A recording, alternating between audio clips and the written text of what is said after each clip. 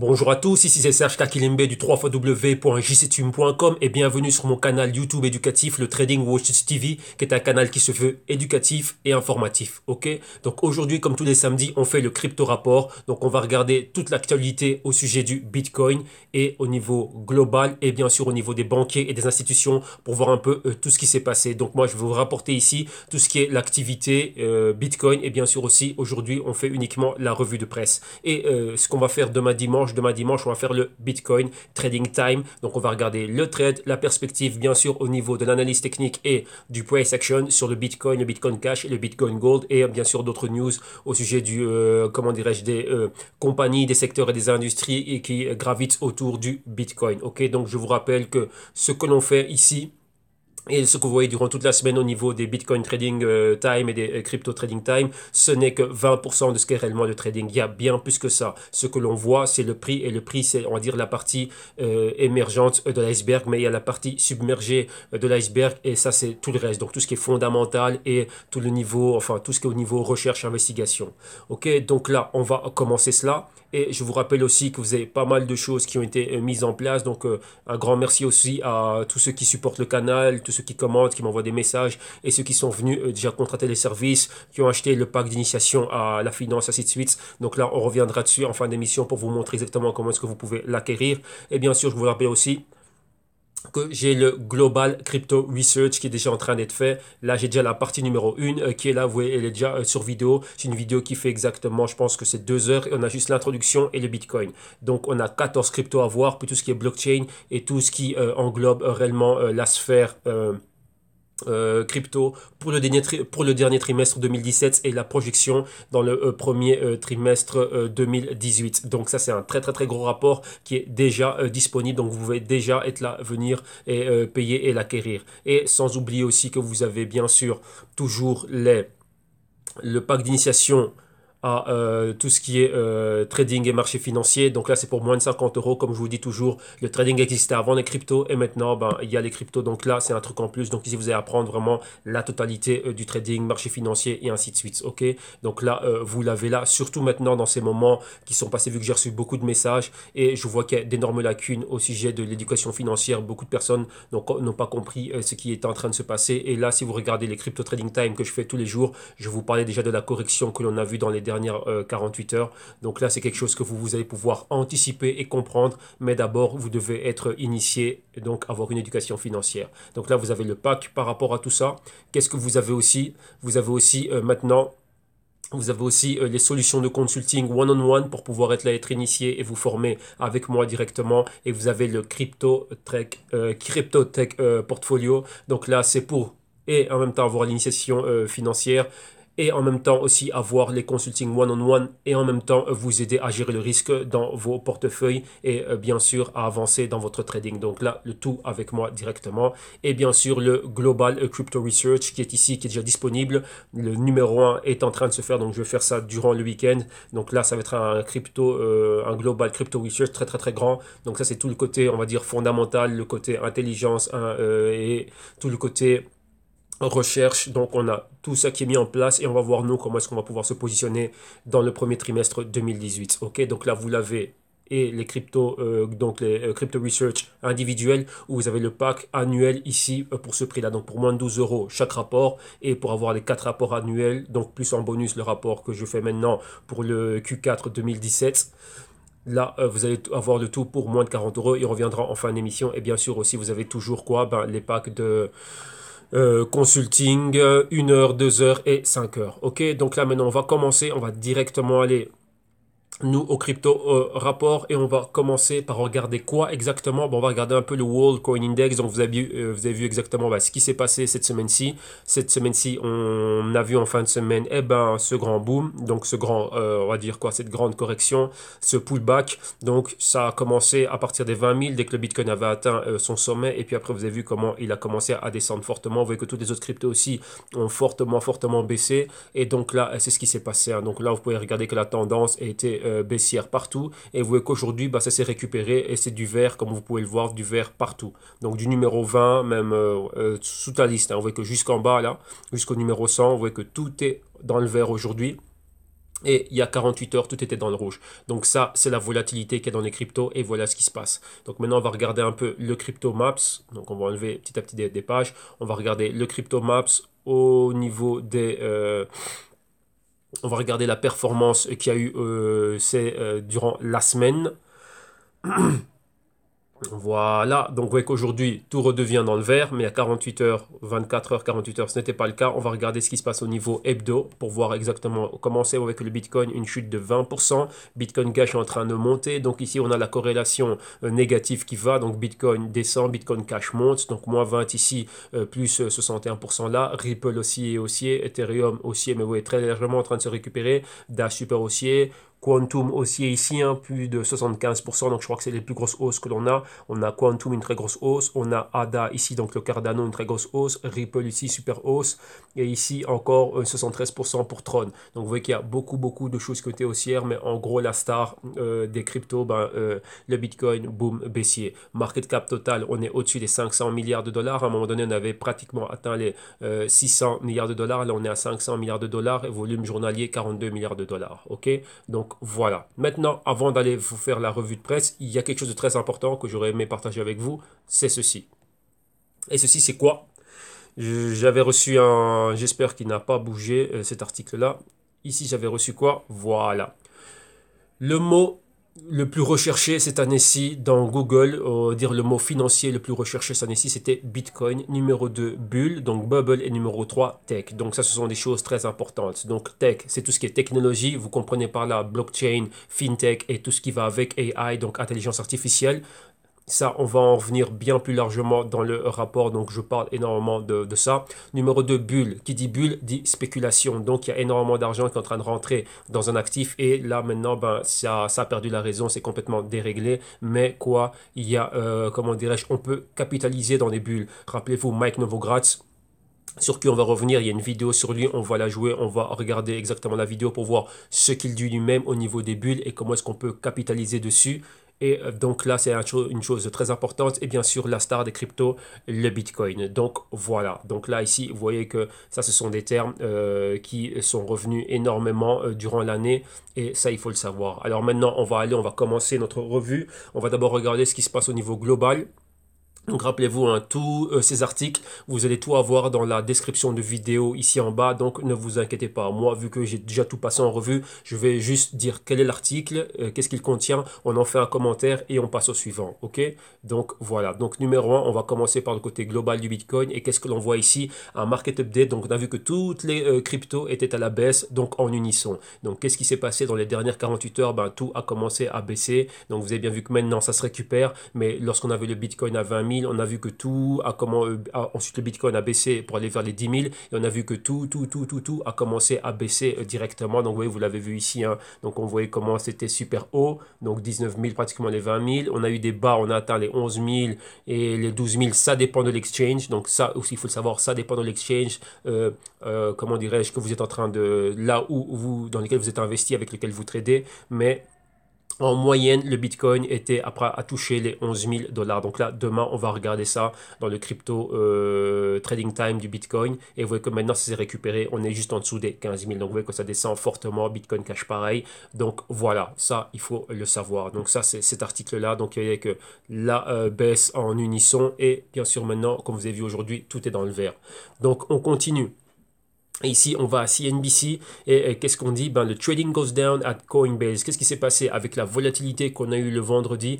Coinbase a arrêté le trading. Donc vous voyez qu'il n'y a pas que nous, enfin pas que nous, quand je dis que nous, moi, ceux qui opérons sur les cryptos à travers les brokers CFD, on a eu des problèmes. Donc là, je vous l'ai dit, à chaque fois qu'il y a des problèmes, j'ai rencontré des problèmes. Ça fait 2 semaines, le trading avec les CFD est horrible. Les brokers changent de conditions de trading d'un jour à un autre, donc tout le temps. Et là maintenant, vous voyez que c'est aussi dû à cette grosse volatilité, ce problème aussi maintenant Et ceux qui opèrent à travers les exchanges, il y a eu ces problèmes-là aussi. Donc, vous voyez que Coinbase, qui est un très grand exchange, donc je pense que c'est le plus grand exchange et wallet des États-Unis, et c'est eux qui contrôlent aussi la plateforme GDAX, aussi, la plateforme de trading de GDAX, elle vient de, enfin, c'est une des succursales de Coinbase, ben, il y a eu des problèmes là, et ça fait quoi? Ben, ils ont arrêté le trading durant un certain temps, donc on pouvait ni acheter, ni vendre, ni rien faire du tout. Donc voilà, et durant quoi? Pendant 2 heures.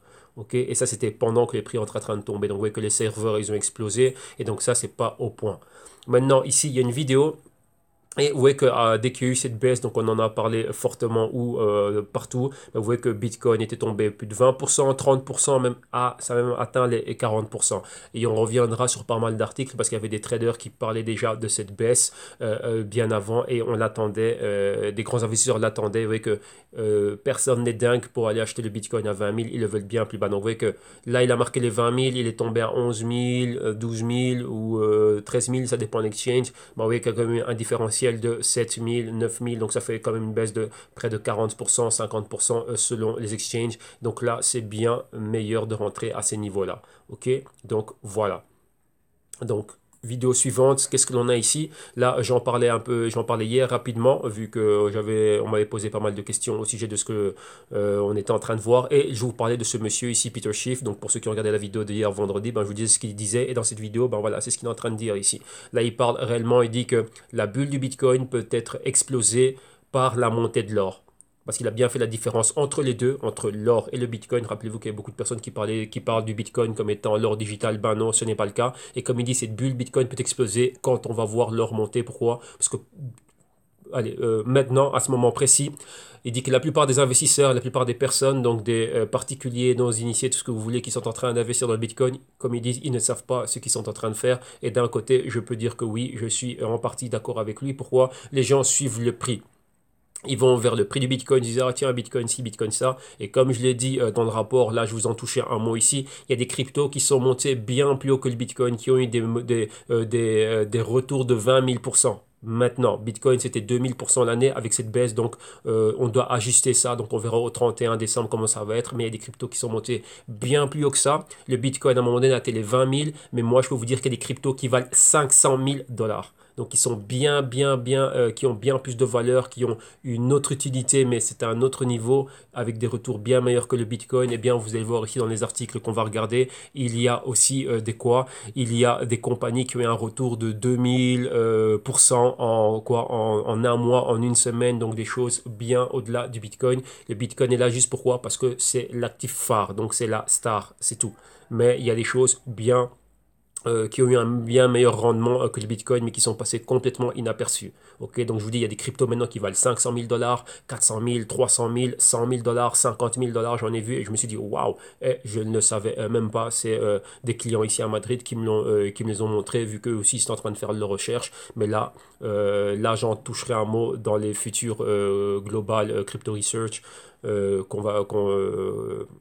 que je vais faire au courant de l'année 2018. Et la grande phrase de Monsieur Peter Schiff, c'était quoi? C'était qu'il disait qu'un des actifs classiques monte en prenant l'escalier et descend en prenant l'ascenseur. Ce qui fait que vous avez quelque chose qui va monter très vite, donc rapidement, pour vous montrer de quoi il parle, un actif monte comme ceci. Ouais. Et dès qu'il y a un crack, ça fait boum, ça fait ça. Et puis ça va mettre beaucoup de temps, et puis après ça va revenir, mais ça va lentement. Et lui, ce qu'il disait, c'est quoi? C'est que le Bitcoin, si vous regardez le graphique, ça fait ça. Mais lorsque c'est comme ça, ben, ça va tomber comment? 50% ce serait ça, 90% ce serait ça, 100% ce serait ça, et ensuite ça va prendre du temps. Et ça, c'est déjà passé, ceci. Si vous regardez bien les graphiques du Bitcoin, si vous suivez bien l'historique, si vous remontez en arrière, ce type-là, on l'a déjà vu. Là, c'était quand le Bitcoin était en cents, et des cents, il est monté à 1200 dollars. Ensuite, boum, il y a eu un grand crack, et il a recommencé à remonter. Et c'est été 2016 que réellement il a recommencé à remonter et atteindre un peu, commencer à prendre, comment dirais-je, du buzz. Et c'est là où moi j'étais rentré dedans dans les 600, 700 dollars. Ok, et après, ben, ça c'était automne 2016, et maintenant vous avez bien vu en 2017, surtout depuis l'été 2017, le grand boom qu'il y a eu au-dessus des 10 000 et les 20 000, et là maintenant, ben voilà, tout le monde en parle. Donc c'est la raison aussi pour laquelle ben, on est tous réunis ici sur ce canal en train d'en parler. Ok, donc voilà. Maintenant, continuons. Qu'est-ce qui se passe encore ici? Ben, avec toute la baisse que l'on a vue ici, comme on dit, c'est un pullback et c'est very healthy. Donc healthy, ça veut dire quoi? Ça c'est Tom Lee ici de State Street Strategies or Corporation. Qu'est-ce qu'il y a? C'est quoi? Ben, ça veut dire que c'est sain. Donc, il faut qu'il y ait, non, pardon, de Front Street. Donc, il faut qu'il y ait ce genre de pullback. Vous voyez qu'à ce moment-là, le Bitcoin était à 12 000. Donc, c'était tombé encore bien, bien, bien plus bas. On doit avoir ce genre de correction. Les marchés montent en A, B, C, D. Donc, je voyais que j'en parle souvent de ces patrons. Si vous regardez, si vous suivez le canal, les marchés montent comme ça ne peut pas monter comme le Bitcoin. Comme, comme Peter Schiff disait, le Bitcoin, il est monté avec quoi? Bon, moi, je dis le Bitcoin a pris une fusée pour se lancer hors de l'atmosphère, mais ça chute, bah, ça va être une chute à bas, comment dirais ça va être une chute comme un météorite ou un astéroïde qui viendrait percuter la Terre. Donc ça va être une chute terrible. Donc c'est ça. Donc les marchés, vous voulez quelque chose qui monte avec des patrons A, B, C, D, donc dans un canal haussier, on va dire correct, et ben c'est ça. Donc là, vous devez le voir que ce qu'on a ici, cette baisse que l'on a, ben c'est bien. Pourquoi? Ben, ça va nous permettre d'avoir les cryptos bien moins chers. Ok? Donc voilà. Donc, continuons, vous voyez ici, ça va atteindre encore aux 12 000 maintenant, mais c'est tombé bien, bien, bien plus bas. Donc, vous voyez exactement de quoi je suis en train de vous parler. Eh ben, c'est ça. Donc, à un moment donné, ben, il faut que ça revienne. Vous voyez, 50%, ce serait les 9 000 par rapport à ce prix-là. Donc, il faut que ça revienne à un prix raisonnable, on va dire ça comme ça. Maintenant, on continue. Et qu'est-ce que l'on a ici? Bitcoin a été nommé terme de l'année selon Investopedia. Donc, Investopedia, c'est l'équivalent de Wikipédia, mais que pour les investisseurs. Et donc, vous voyez qu'il y a eu énormément de mots qui ont commencé à faire le buzz chez eux. Et donc, comme il dit, ben, les mots qui étaient les plus cités, c'était blockchain, ICO. Ça, c'est parmi dans le top 5. Hein. Donc, Bitcoin, bien sûr, en tête, ICO, blockchain et tout ça. Donc, vous voyez que c'est quand même... c'est quand même fort. Donc, vous voyez que beaucoup de personnes sont en train de rechercher ça. Comme je dis, pratiquement tout le monde a oublié l'or, les investisseurs ont oublié l'or, l'argent, les actions et tout ça. Et tout le monde est dans les actifs à risque et dans les compagnies qui sont en relation avec le blockchain et les cryptos. Ok, et ça, on va le voir et c'est ça qui a accaparé toute l'attention maintenant. Donc, continuons maintenant. Et qu'est-ce qu'on a ici? On a Pantera Capital. Et là, on revient un peu en arrière parce que ouais, c'était un article du 20 décembre. Et avant cela, ce monsieur, je pense que j'ai une vidéo avec lui où il en parle. Il était déjà, comme on dit, il était en train de prédire. Donc, il avait anticipé déjà une baisse de plus de 50% pour le Bitcoin et comme il disait pour next week. Donc là, on a déjà vu la première vague. Donc, on a déjà vu 40%. Donc maintenant, bah, cette personne-là vient pour dire, ah bah tiens, bah, monsieur Dan Morehead, bah, dit, bah voilà, il avait quand même déjà vu quelque chose. Et là, on avait interviewé à CNBC. Et déjà voir, comment dirais-je, bah tiens, mais comment est-ce qu'il avait pu voir cela? Bah ça c'est tout simple, c'est les fondamentaux sur base d'analyse et anticiper les mouvements, bah, c'est ce que nous on doit faire. Bon, que, rappelez-vous que ce que l'on a au niveau, enfin ce que l'on voit au niveau technique, ce n'est que 20% du trading, il y a bien plus que ça à faire et quand vous êtes, on va dire, initié, et que vous avez l'habitude de faire ce genre de choses, que c'est votre métier, eh ben, vous allez pouvoir anticiper ce genre de mouvement et le savoir. Mais après, oui, que vous pouvez avoir l'air d'un dingue en train de dire ça et tout le monde est en train de dire, ah, mais non, ça va monter jusqu'à la lune. Non, mais lorsque ça se passe, on dit, bah, tiens, bah, comment ça se fait qu'il savait ça, lui? Donc, là, comment dirais-je, on prête intérêt à ce que vous dites et là, les clients viennent vous dire, bah, tiens, il sait faire de l'argent, ce monsieur-là, bah, tiens, aide-nous avec ce que tu es en train de faire. Donc, voilà. OK? Donc là, voilà, ce monsieur avait déjà dit cela, 50%, 40%, ben, on n'est pas loin et il dit que ce n'est que le début. Donc voilà. Encore ici, une autre news. Qu'est-ce qu'on a comme autre news? Vous voyez qu'avec tout ce qu'il y a, le Bitcoin monter, descendre, quoi que ce soit, la grande, on va dire, le Bitcoin a la grande reconnaissance, beaucoup de buzz autour du Bitcoin. Mais maintenant, qu'est-ce qui se passe au niveau de ces commissions pour faire des transferts d'argent? Ça devient terrible. Donc les transferts au niveau du Bitcoin, ça devient de plus en plus lent et ça devient de plus en plus cher. Donc par exemple, vous voulez envoyer 100 euros en valeur de Bitcoin d'un wallet à un autre, ou on va dire de moi, Serge, qui veut envoyer ça à Pauline, eh ben, je peux peut-être payer entre 20 et 40, voire même 50 dollars. Il y a déjà eu des cas pareils, juste pour envoyer, enfin 50 euros, on va dire, pour envoyer cela. Et cela, ça dépend des wallets, ça dépend de ce que l'on est en train d'utiliser, mais ça devient de plus en plus cher. Et donc là, ce n'est pas possible. Donc, vous voyez qu'il y a aussi un grand switch vers d'autres actifs. Ok, mais vous ne devez pas confondre le côté utilitaire, donc des paiements peer-to-peer, transfert d'argent peer-to-peer, le côté stock de valeur et le côté réseau. et le côté spéculatif du Bitcoin. Par rapport à son prix, les traders peuvent spéculer. Donc là, vous ne devez pas comprendre, enfin, vous devez pas confondre, vous devez bien séparer les choses parce que ça peut prêter à confusion et c'est ce qui se passe lorsqu'on ne sait pas réellement ce qui est en train de se passer dans la cryptosphère, pour dire ça comme ça. Vous voyez il vous faut arriver à séparer les choses.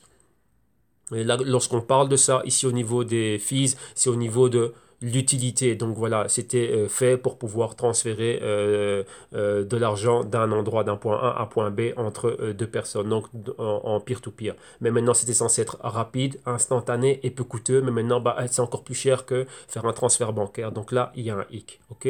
Donc voilà. Maintenant, continuons. Et maintenant, par rapport à tout ça et tout ce qu'on est en train de voir, on voit bien que la dominance du Bitcoin est en dessous des 50%. C'est-à-dire que dans tout le marché des cryptos, dans tout l'écosystème des cryptos, le Bitcoin était la crypto qui avait plus de 50% de dominance. Donc les transactions et tout ce que vous voulez, ainsi de suite. Mais maintenant, cette dominance, elle est tombée. Elle est en dessous des 50%. Et maintenant, des cryptos comme Litecoin et bien d'autres, comment dirais-je, commencent à grappiller, marcher sur les plates-bandes du Bitcoin et vraiment en train de je ne vais pas dire usurper son rôle, mais en train de lui enlever du protagonisme. Donc le Bitcoin n'est plus au top du protagonisme, donc on va dire que sa première place est menacée. On va dire ça comme ça. Il y a d'autres cryptos qui font, oui, le problème des commissions, des transactions et de la rapidité le font bien mieux, à plus faible coût, plus rapide, authentifié, vérifié et avec des blocs beaucoup plus grands, donc on peut faire plus de transactions à la seconde. Et donc ça, il y a un danger pour le Bitcoin. Rappelez-vous, ça c'est au niveau de son utilité, mais au côté de stock de valeur et dans le côté spéculatif, s'il continue à avoir un prix qui est aussi haut, donc passer de 20 000 à 11 000, ça, cette volatilité, c'est du pain béni pour les traders et pour les spéculateurs. Donc rappelez-vous cela. Vous voyez que lorsque il y a ces fluctuations de prix qui sont très sauvages, c'est un danger pour quoi? C'est un danger pour les exchanges et pour les brokers parce qu'ils n'arrivent pas à suivre. Et ceux qui savent, ceux qui font, ben boum, on nous empêche de trader. Donc voilà, moi j'ai eu des problèmes, pas dans un compte, mais je vous dis dans 3 comptes de trading, exactement les mêmes problèmes. Donc pour trader les cryptos, c'était pénible durant les 2 dernières semaines. Et vous voyez que ça aussi, ça arrive aux exchanges. Donc là, parce qu'il y a un risque pour les brokers et pour ces exchanges, et ainsi de suite. Ok, donc ça, vous devez le comprendre. Donc, comme je dis, faites bien la différence entre chacune des choses. Ok, donc c'est ça que je fais en sorte de bien me répéter et de mettre l'accent sur ces choses-là parce que c'est très important de le savoir. Continuons.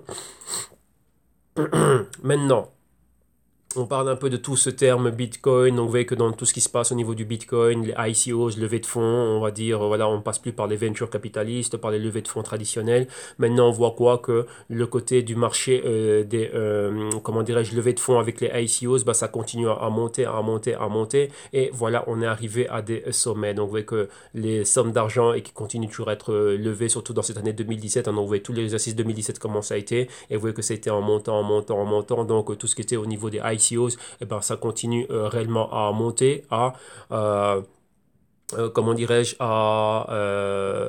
comment dirais-je, ça reste très populaire, hein, donc cette manière de faire du fundraising et de lever des fonds comme ça. Et comme dit l'article, malgré des projets qui n'ont pas abouti, malgré beaucoup de choses qui sont tombées à l'eau, mais ça reste toujours, on va dire, ça commence à gagner de plus en plus d'ampleur. Donc voilà, donc l'activité ICO continue toujours à boomer.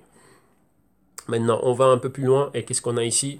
Là, ici, on a une vidéo et on nous parle de quoi? De la market cap, hein, au niveau des cryptos. Donc, vous voyez qu'en 2018, vous voyez que la market cap, comme on a vu en début d'émission, on est dans les 500 milliards. On était à combien avec la remontée d'aujourd'hui? C'est 550 milliards. Et maintenant, on y dit quoi? Donc, c'est un demi-trilliard. Donc, un demi half trillion. Donc, si je dois dire ça en anglais, ce serait ça. Mais maintenant, on peut dire quoi? Ben, ça comment dirais-je, cette capitalisation de marché peut atteindre le trilliard en 2018, c'est-à-dire qu'il y a vraiment encore une autre montée, donc on voit encore une autre tendance haussière après la correction qui était attendue et qu'on attendait et qu'on est en train d'en voir les prémices, parce que je pense que ça va encore continuer dans les semaines à venir et dans le début 2018, eh ben, si ça se reprend, et qu'il y a une autre phase d'accumulation, bah, ça pourrait remonter et monter encore bien plus haut. Et donc voilà, donc la capitalisation de marché de total de toutes ces cryptos pourra atteindre le trilliard de dollars en 2018. Et donc voilà. Maintenant, continuons un autre article ici. On nous parle de quoi? Ben, on voit que le Bitcoin et les cryptos, surtout le Bitcoin, maintenant quoi? Ça arrive au G20 et ça va quoi? On va en parler. Donc, ils vont parler des cryptos au G20. Donc, ça, c'est très, très, très important. Et comme ils disent, là, ils ont besoin de quoi? De réguler le Bitcoin. Donc, vous voyez que ça arrive même au sommet, donc dans les hautes sphères des institutions gouvernementales et économiques, et ainsi de suite. Donc, là, les nations en parlent et ils vont parler. Lors de leur sommet économique du G20, on va parler du Bitcoin et de la régulation. Donc vous voyez que là, c'est quelque chose de global. Donc ça aussi, voilà. Par rapport à ça aussi, je voulais vous dire quelque chose dont j'en parle dans le rapport, mais là je viens de dire ici un peu pour une audience un peu plus large, vu que ce que nous on fait du côté privé, donc pour les clients, ça c'est on va dire dans un cadre et en communauté vraiment restreinte et dans un cadre bien plus privé, mais ici de manière publique et pour tout le monde. Vous qui êtes là, vous qui vous intéressez aux cryptos et ainsi de suite, vous devez comprendre qu'il y a une nature globale. Donc pourquoi? Lorsque vous vous intéressez dans les cryptos, surtout si vous voulez trader et investir dedans, vous êtes réellement en train de rentrer dans ce qu'on appelle de la macroéconomie, de la globale macroéconomie, parce que les cryptos touchent toutes les nations. Les cryptos sont partout. Donc c'est un peu comme le Forex. Lorsque les personnes tradaient le Forex, avant que les cryptos viennent, on va dire, leur enlever, comment dirais-je, quitter cette première place, hein, on va dire, beaucoup de personnes ne comprenaient pas le forex. Lorsque par exemple je trade la paire dollar-yen, ben, dollar-yen c'est l'économie, le dollar c'est la monnaie nord-américaine et le yen c'est la monnaie japonaise. Donc vous ne pouvez pas juste trader ça sur base d'analyse technique. Vous devez comprendre ce qui se passe. Mais qu'est-ce qui se passe? Le dollar c'est la réserve mondiale au niveau des devises et le yen c'est une monnaie très très très importante, une économie importante. Donc vous devez analyser l'économie du pays du Japon et l'économie des États-Unis. Donc par de facto, vous faites de la globale macro. Là, vous devez savoir ben, laquelle des deux va être appréciée et bien sûr à la hausse par rapport à l'autre. Donc ça, vous devez comprendre ce qui se passe économiquement avec ces deux pays. Ok, donc ça c'était forex typique. Maintenant, on parle des cryptos. Les cryptos n'ont pas de frontières, les cryptos n'ont pas de pays, les cryptos vont partout et elles rentrent, elles sortent. Comment dirais-je? Enfin, pas qu'elles rentrent, elles sortent, mais elles impactent chaque pays d'une manière différente. Rappelez-vous, dans tous ces articles ici, on a vu ce qui se passait avec la Chine, la banque centrale chinoise, donc la PBOC, le BNDFI, ainsi de suite. Directement, qu'est-ce qu'on a vu? On a vu les cryptos, donc tout le volume crypto qui était essentiellement basé en Chine et surtout en Asie, mais principalement en Chine. Depuis que la Chine a fait, a banni les ICOs, banni, enfin, commencé à fermer des exchanges et l'utilité des cryptos et ainsi de suite, l'activité minière, ainsi de suite, c'est ce qu'on a vu, boum, ça a bougé et tout ce volume est passé au Japon. Donc maintenant, il faut comprendre ce qui se passe. Ce sont les gens qui prennent leur devise nationale et l'échangent contre une crypto. Donc il y a des raisons derrière cela. Donc vous voyez que lorsqu'il y a des cryptos, il n'y a pas de frontières. Donc vous êtes vraiment dans quelque chose de global qui va aller, ça va très vite, ça ne dort pas, donc 24 sur 24, 7 sur 7. Donc maintenant vous devez comprendre qu'il y a une nature d'économie globale, donc de global macro. Encore, je vais reciter encore ce monsieur, monsieur Mike Novogratz, qui était un ancien macro trader, donc un trader macro. Donc il faisait de la global macro, c'est comme ça qu'il investissait. Donc pour lui, passer d'un fonds global macro, on va dire traditionnel et classique, à un fonds crypto, c'est exactement la même chose. Vu que le blockchain, les ICOs et les cryptos, c'est quelque chose de global et c'est macro, ça va partout dans le monde. Donc là, il faut le comprendre aussi. Donc vous voyez qu'il y a bien plus que ce que vous voyez. Donc ne vous laissez pas, ne tombez pas dans le piège juste du prix de ceci, du prix de cela et du buzz qu'il y a dans les médias. Il y a bien plus que ça. Et comme je l'ai montré dans le crypto-rapport de la semaine passée, les chiffres de la ESMA, qui est l'autorité des marchés financiers européens, donc l'équivalent de la AMF chez vous, de la SEC aux États-Unis, ont montré qu'il y a 80% des personnes qui veulent investir et trader dans les cryptos qui perdent maintenant. Et pour ceux qui, qui avaient les packs d'initiation, vous voyez les chiffres officiels, parce que si je montre un rapport officiel, bien sûr avec les chiffres de l'AMF et, comment dirais-je, de l'autorité des marchés financiers belges et ainsi de suite. Et ça, c'est quelque chose de très connu. Beaucoup de gens perdent. Donc oui, parce qu'ils ne savent pas exactement, ils n'ont pas. Une des causes principales, c'est l'éducation financière et l'expérience, et on ne sait pas exactement ce qu'on est en train de faire. Donc rappelez-vous, les cryptos, c'est un thème global. Et ici, ben, voilà, on en parle au G20. Alors, continuons. Qu'est-ce qui se passe ici? Maintenant, vous voyez que par rapport à ce côté global, des bitcoins, vous voyez ici encore la global bitcoin mining is a new Environmental issue. Donc c'est quoi maintenant? Ben, c'est un problème environnemental, donc un problème de l'environnement, mais au niveau international. Donc là, un problème global. Donc vous voyez que les cryptos consomment beaucoup d'énergie et donc qui dit énergie dit pollution. Donc maintenant, c'est un problème écologique aussi. Donc vous voyez, là, c'est quoi au niveau global? Donc vous voyez que ça rejoint ce que je suis en train de vous dire. Donc il y a déjà un problème, un thème global macro avec le blockchain qui est global, c'est décentralisé, ça n'a pas de frontières, ça n'a rien du tout. Et maintenant quoi, ça consomme beaucoup d'énergie et donc maintenant c'est aussi un problème écologique et environnemental mais au niveau international. Donc comme on dit ici, global Bitcoin mining is a new environmental issue. Donc ça c'est très très très important. Donc vous voyez que là, il y a encore une nature qui vous amène hors de vos frontières, donc ça va loin. Ok? Donc voilà. Donc continuons ici et qu'est-ce qu'on a? Maintenant, on parle un peu de tout ce qui est blockchain et le Bitcoin qui va avec. Et ici, hop là, j'ai failli faire une catastrophe. Et ici, ben, qu'est-ce que l'on a? On nous parle de quoi? Comment est-ce que le blockchain, cette révolution de blockchain, de cette technologie qui est décentralisée et de, comment dirais-je, va pouvoir décentraliser le pouvoir et en terminer avec la corruption. Donc là, c'est un professeur qui est en train d'en parler et c'est très intéressant les points qu'il était en train de souligner. Donc voilà, donc là, je vous invite à regarder cette vidéo. Elle n'est pas très longue, mais réellement, il soulève des points qui sont très importants et on va voir réellement le blockchain. Vu que là, on commence à 2016, c'était anodin. 2017, oui, on commence à en parler. Maintenant, 2018, ça va vraiment être là. Et je pense que on va vraiment voir le gros boom de tout cela. Et là, maintenant, on va rentrer dans un tout nouveau paradigme. Donc voilà, au plus tôt vous commencez à vous informer par rapport à ça, ben, au mieux c'est pour vous. Ok? Donc voilà. Maintenant, on va continuer ici. Et qu'est-ce que l'on a ici? Là, c'est quelque chose, c'est un article qui est pas mal. Ça parle un peu des facteurs, des clés et des caractéristiques un peu du Bitcoin. Et ça parle du Bitcoin, on va dire, avec l'avance qu'il a par rapport à d'autres cryptos et l'effet de réseau. Donc, c'est un peu une étude, je dirais, sociale et comment dirais-je, ça parle de l'avantage que le Bitcoin a par rapport aux autres cryptos. Et si réellement est-ce que le Bitcoin va pouvoir survivre en 2018, regagner son boom et continuer à aller de l'avant. Et donc là, c'est une étude qui est, comment dirais-je, qui est très très très très très profonde. C'est un point qui est très important. Et ce point-là, je reviens bien plus en détail dessus dans le Global Crypto Research. Donc là, vraiment, on passe ça en revue. Mais c'est un article qui est très intéressant. Donc ça parle vraiment de l'impact qu'a le Bitcoin aujourd'hui et on le compare un peu à la dominance qu'a Facebook. Vous voyez, lorsqu'il y a des réseaux, donc la valeur, l'utilité. Vous voyez, Facebook, c'est un réseau qui a beaucoup de valeur pour eux parce qu'il y a beaucoup de personnes qui l'utilisent. Imaginez-vous si moi je crée mon réseau à moi, SearchBook, et il n'y a que moi et ma mère qui sont en train d'utiliser, bah, ça n'a pas de valeur. Pourquoi? Bah, parce qu'il n'y a pas beaucoup d'utilisateurs. Donc on dit que, quoi, en gros, pour faire un résumé rapide, c'est qu'au plus des personnes utilisent quelque chose, au plus cette chose a de la valeur. Donc maintenant, le Bitcoin, au plus on en parle, au plus on l'utilise réellement, et au plus on y trouve de l'utilité et des cas concrets, donc production de valeur dans l'économie, et ben, le Bitcoin va pouvoir continuer à rester et à grandir et à rester là. Et donc l'avantage qu'il peut avoir par rapport aux autres cryptos, vu elles sont toutes en train de se combattre, donc se battre, se donner des coups de coude les unes les autres. Pourquoi? Pour accaparer la première place, pour être réellement cette nouvelle crypto monnaie, on peut dire réserve mondiale, globale.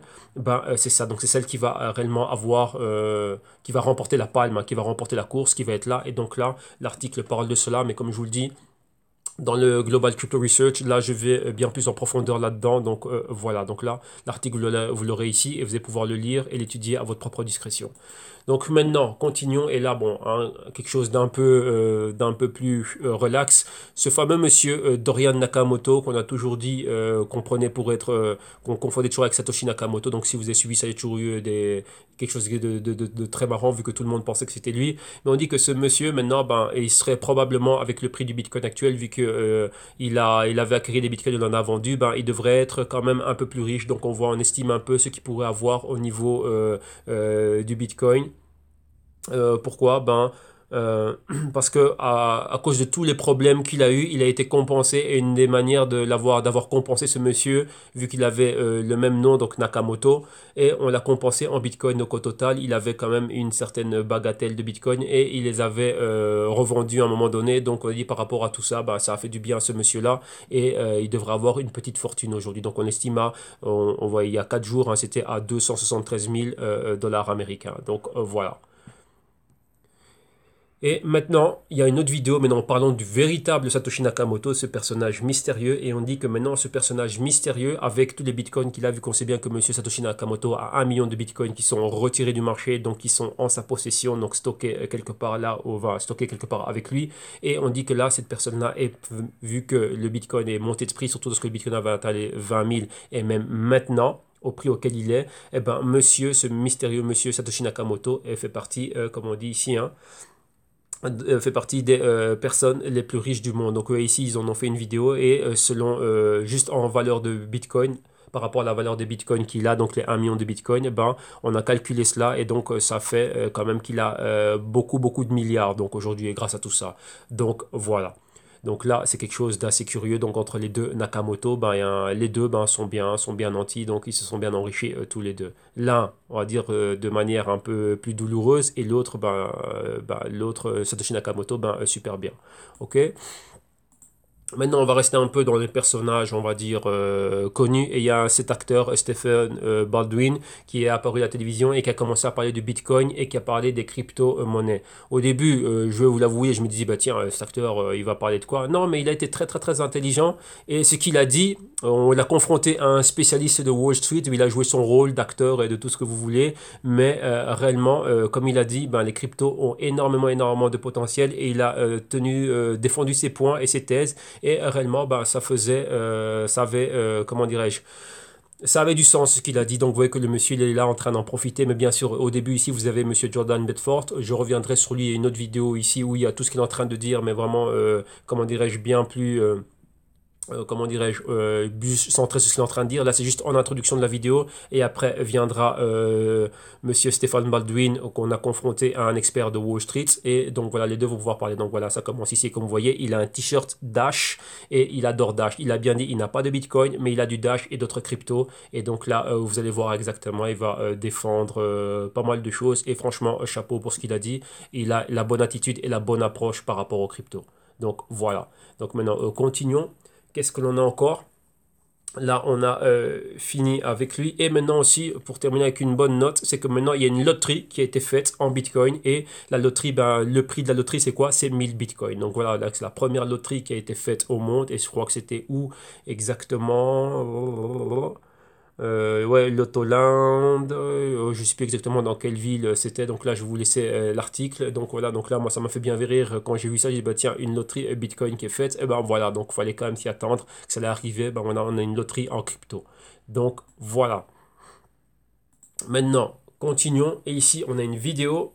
Et cette vidéo-là, c'est une vidéo que je vous laisse, c'est un documentaire, donc des Hidden Secrets of Money de Mike Maloney, où il parle de toute l'histoire monétaire, donc de la politique monétaire depuis la nuit des temps jusqu'aujourd'hui en 2017. Et donc, bien sûr, arrivé en 2017, on arrive au côté Bitcoin. Et là, il a parlé de pas mal de choses. Et donc, il est parti, donc il fait un peu une comparaison entre le Bitcoin et le blockchain et le hashgraph. Donc, hashgraph, c'est encore une autre technologie qui pourrait arriver et qui est pareil, hein. Ce sont des technologies qui sont décentralisées. Et donc, voilà, je vous invite vraiment à regarder ce documentaire, c'est très intéressant, pardon, et c'est toute une série qu'il a fait. Donc là, c'est l'épisode numéro 8, et donc il parle vraiment de l'évolution de la monnaie dans le temps, donc depuis l'histoire jusqu'à nos jours. Donc ça, c'est quelque chose de très très intéressant. Et pour ceux qui ne connaîtraient pas Mike Maloney, c'est un des collaborateurs, un auteur, et il a une compagnie, c'est un dealer, donc un distributeur d'or et d'argent, donc de bullion, donc des pièces d'or et des pièces d'argent, basé aux États-Unis. Et aussi, il a été co-auteur de pas mal de livres et auteur, et il a été co-auteur de pas mal de livres et d'un programme d'éducation financière avec monsieur Robert Kiyosaki, de Père riche, Père pauvre. Et ils ont fait pas mal de bouquins ensemble. Donc voilà, comme ça, vous connaîtrez un peu qui c'est Mike Maloney. Donc très intéressant son documentaire. Ok? Donc voilà, continuons. Maintenant, qu'est-ce que l'on a? On a fini maintenant avec le côté, on va dire, Bitcoin un peu, oui, global, des anecdotes à gauche, à droite. Maintenant, on va regarder le côté global, mais vraiment au niveau sur chaque continent. On va commencer en Afrique. Et vous avez vu qu'en Afrique, il y a quoi, vu les problèmes inflationnistes de certains pays, donc surtout Zimbabwe et ainsi de suite, dans pas mal de pays pareils. Mais là-bas, vous avez remarqué que par rapport au prix qu'on est en train de payer, ici par exemple le Bitcoin en dollars, donc ici maintenant il est à 40 000, on dit que là-bas, il y a un premium Un premium quoi? Donc pour acquérir du Bitcoin et l'échanger face à du fiat, donc ce premium se paye cher et on a un premium de 40%. Donc imaginez-vous payer 40% en plus. Donc imaginez-vous si vous avez on va dire qu'une crypto est à 10 000. Donc ça, ce serait notre 100%. Si on a 40% de 10 000, bah, ça nous fait 14 000. Donc c'est-à-dire que pour acquérir la coin qui vaudrait 10 000, bah, là-bas, il faut payer 14 000. Pourquoi? Le premium par rapport à la devise. Donc vu que les devises locales sont super, super, il y a allez, les politiques monétaires et donc l'économie souffre beaucoup d'inflation. Donc directement trouver des devises étrangères en circulation, c'est difficile. Donc il y a un premium à payer. Donc ce premium-là, bah, c'est payé à 40% en plus. Donc ça fait beaucoup. Et donc voilà, donc ça c'est ce qui se passe principalement en Afrique, surtout lorsqu'on parle ici du Bitcoin. Ok, donc imaginez-vous lorsque le Bitcoin était à 19 000, à combien il était là-bas. Donc là, faites les calculs. Ok, donc voilà. Maintenant, on va aussi en Afrique du Sud. Et en Afrique du Sud, bah, qu'est-ce qu'il y a toujours? Maintenant, vous voyez toujours ce côté régulation. Donc maintenant, avoir du Bitcoin, trader du Bitcoin et beaucoup de choses, ça va vous faire quoi? Il y a une taxe maintenant qui est faite sur le quoi? Sur le trading du Bitcoin. Donc là, maintenant, bah, tous ceux qui étaient en train de trader le Bitcoin, ainsi de suite, vous voyez comme vous le voyez à l'image, ici, ce couple qui reçoit bah, une note de taxe. Et ben voilà, donc il y a beaucoup de surprises qu'il y a eu pour beaucoup de personnes. Et là, ça va venir. Donc là, je vous y tiendrai au courant là-dessus dans l'actualité au niveau 2018. Donc maintenant, continuons. Et ici, qu'est-ce que l'on a? Maintenant, on retourne aux États-Unis. Aux États-Unis, vous savez qu'il y a une grosse industrie qui est en train de boomer. C'est l'industrie de la marijuana et ainsi de suite. Donc, il y a beaucoup de compagnies, beaucoup de startups et qui commencent à rentrer dans cette sphère. Donc, il y a vraiment une économie qui est en train de se créer là-dessus. Et maintenant, bah, comme on dit, il y a des projets, beaucoup de personnes qui ont des entreprises, voilà, qui veulent lancer une startup ou une compagnie ou un business, on va dire légal hein, maintenant, lié autour comment dirais-je, du cannabis, ben, c'est dur d'avoir du financement, surtout au niveau des banques, oui, qui n'ont pas trop envie d'être associés à cela, bien que maintenant, ben, cette activité peut être légale. Alors maintenant, ben, quoi, une des manières de pouvoir avoir des fonds, ben, c'est quoi? Le Bitcoin et les cryptos. Donc, vous voyez que le Bitcoin et les cryptos, vu que cette industrie est en train de boomer très fortement aux États-Unis, eh ben, pourrait y avoir énormément d'argent qui va pouvoir être levé de cette manière-là. Donc, c'est deux business mis ensemble. Ça va commencer à faire des ravages. Et donc, bien sûr, après, il y a un gros problème au niveau des taxes, des impôts et ainsi de suite. Donc, voilà. On reste aux États-Unis et maintenant on va au Massachusetts. Et qu'est-ce qui se passe là-bas? Et là-bas, c'est un des États qui est hostile au Bitcoin. Il y a des États aux États-Unis qui n'aiment pas le Bitcoin, mais maintenant, l'État du Massachusetts a directement, ben, le maire ou le gouverneur, je pense, de l'État a vraiment fait une lettre pour parler à, comment dirais-je, parler à ses habitants dans sa juridiction pour dire vraiment que eux, ben, ils ne sont pas favorables à l'utilité du Bitcoin, donc les ATM Bitcoin ou quoi que ce soit. Là-bas, ben, ça, on va dire, ils sont très hostiles à cela. Donc voilà, vous voyez qu'il y a des endroits où les personnes sont pour, mais l'État du Massachusetts, ils sont contre. Maintenant, on va continuer aux États-Unis. Et aux États-Unis, ben, qu'est-ce qu'il y a eu? Il y a eu un rapport, là j'ai une vidéo par rapport à ça. Je pense qu'elle est un peu plus loin, hein, la vidéo où on parle du problème, on parle de Corée du Nord et du gros problème qu'il y a eu, c'est que les États-Unis, il y a eu une attaque, une cyberattaque dernièrement, donc l'attaque ransomware WannaCry. Et qu'est-ce qui se passe? Ben, ils disent que cette attaque a été perpétrée. Donc selon les États-Unis, on dit bien c'est pas, ça n'a pas encore été confirmé, mais les États-Unis accusent la Corée du Nord pour être, on va dire, les principaux suspect de la perpétration de cette attaque, de cette cyberattaque. Donc voilà, donc là vous voyez cyberattaque, crypto, donc on reste toujours là-dedans. Maintenant, on part en Asie, donc on a fait le pont, donc États-Unis, l'attaque, ils disent que c'est la Corée du Nord, boum, alors maintenant on balance, on va en Asie, et qu'est-ce qui se passe en Asie? Ici on va au Japon, et au Japon on voit quoi? Des grandes corporations, donc la corporation géante, hein, donc GMO, qui va commencer à quoi? C'est une compagnie qui est dans l'Internet et dans la technologie, elle va commencer quoi? Un business elle va commencer à miner le Bitcoin. Donc vous voyez que là, boum. Donc il y a un grand boom qui arrive avec les grosses corporations aussi vont commencer à se lancer et commencer à ouvrir leurs fermes minières du Bitcoin. Maintenant on va en Corée du Sud. Et en Corée du Sud, qu'est-ce qui s'est passé? Il y a eu quoi? Il y a eu une fraude pour 250 millions de dollars. Et c'est quoi? C'est une fraude au niveau d'une compagnie minière. Et c'est une compagnie minière ici, hein, comme la compagnie minière, quoi? Ça s'appelait Mining Max LLC. Et c'est un business qui était entre la Corée du Sud et l'Ouest nord-américain, c'est-à-dire en Californie et au Las Vegas.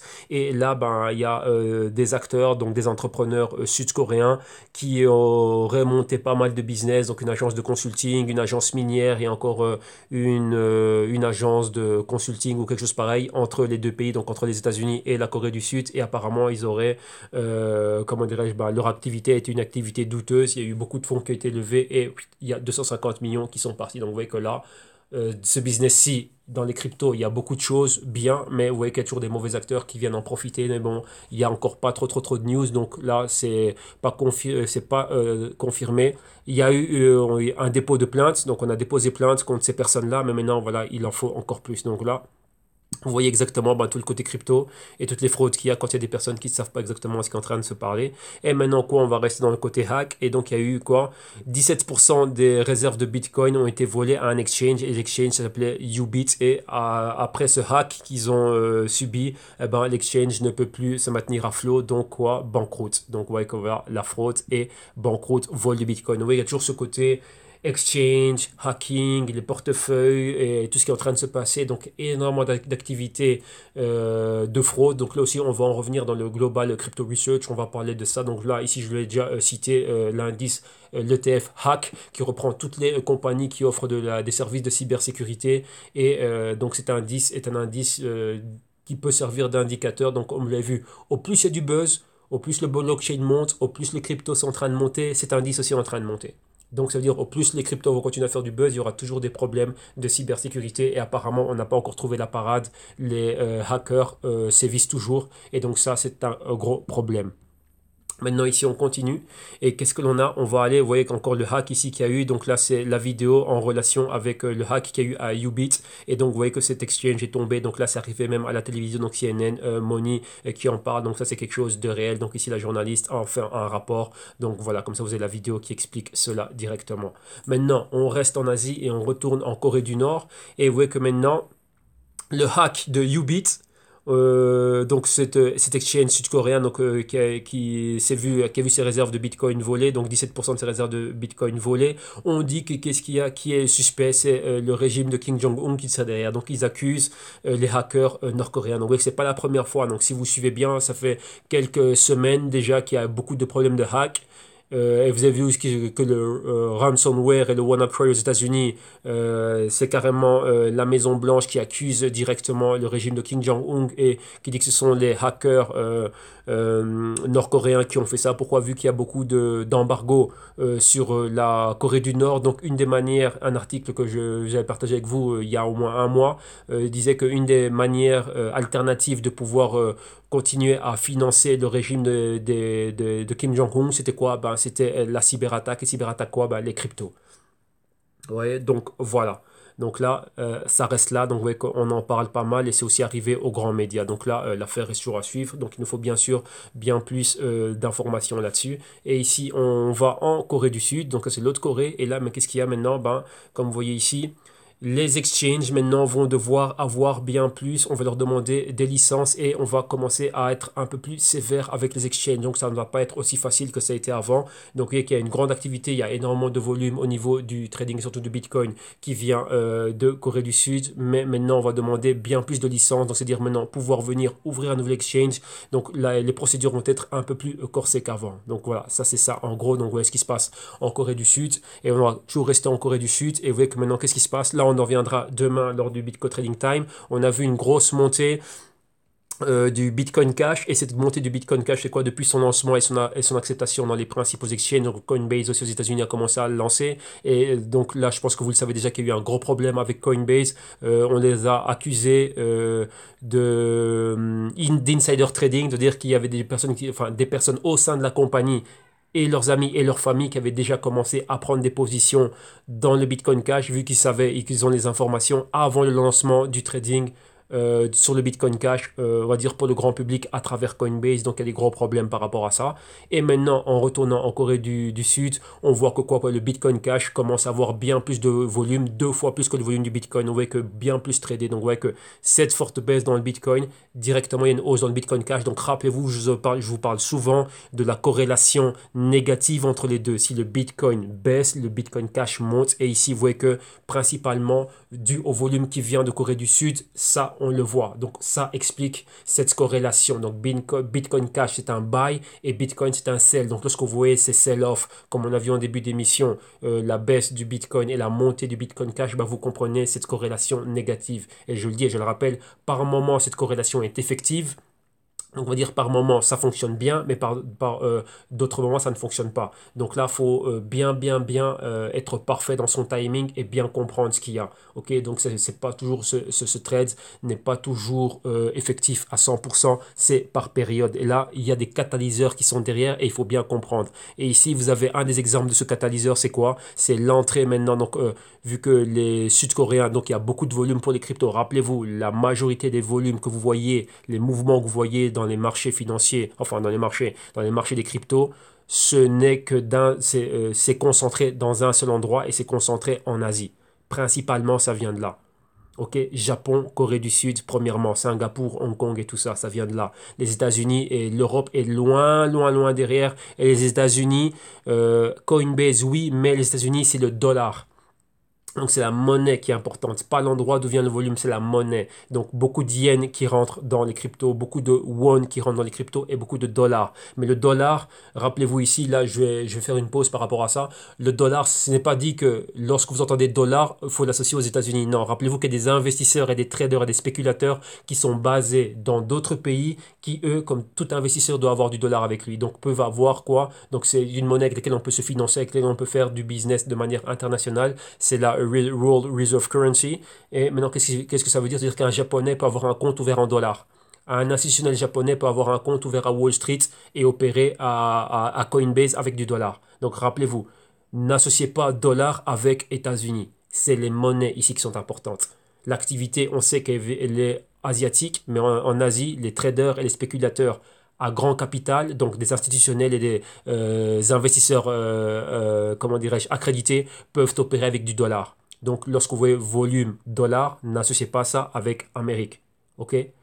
Ça, c'est des institutionnels, des traders professionnels et des spéculateurs qui font cela. Et ils peuvent faire ça avec n'importe quelle devise. Et pour eux, c'est le dollar, enfin le yen, le dollar et le won sud-coréen. Et bien sûr aussi, ils sont basés là-bas. Il y a beaucoup de personnes qui vont dans ces juridictions. Vous voyez qu'il y a beaucoup de personnes qui ont quitté Wall Street, qui ont quitté la City et qui ont été montés des fonds d'investissement, des fonds spéculatifs, private equity, tout ce que vous voulez comme fonds là-bas en Asie. Ok, Singapour, Hong Kong, Corée du Sud, ainsi de suite, Japon. Ok, donc ça, il ne faut pas l'oublier. Donc là, c'est le volume que l'on voit et l'article ici vient nous le confirmer qu'il y a 2 fois plus de volume maintenant, donc d'argent qui rentre dans le Bitcoin Cash, principalement à travers ces 3 monnaies. Ok, et bien sûr aussi avec d'autres cryptos. Ok, donc voilà. Continuons. Maintenant, on va à Hong Kong. Et à Hong Kong, ben, qu'est-ce qu'il y a?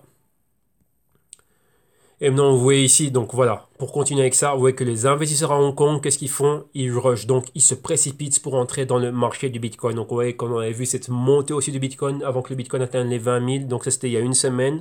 Oui, c'était après l'autre crypto rapport, donc je n'ai pas donné cette news-là. Ben, vous voyez beaucoup d'investisseurs qui rentrent dedans. Donc vous voyez que là, tout ça, vous comprenez que le volume et les investisseurs qui ont du capital, ainsi de suite, ils sont basés là-bas. Ok, donc voilà.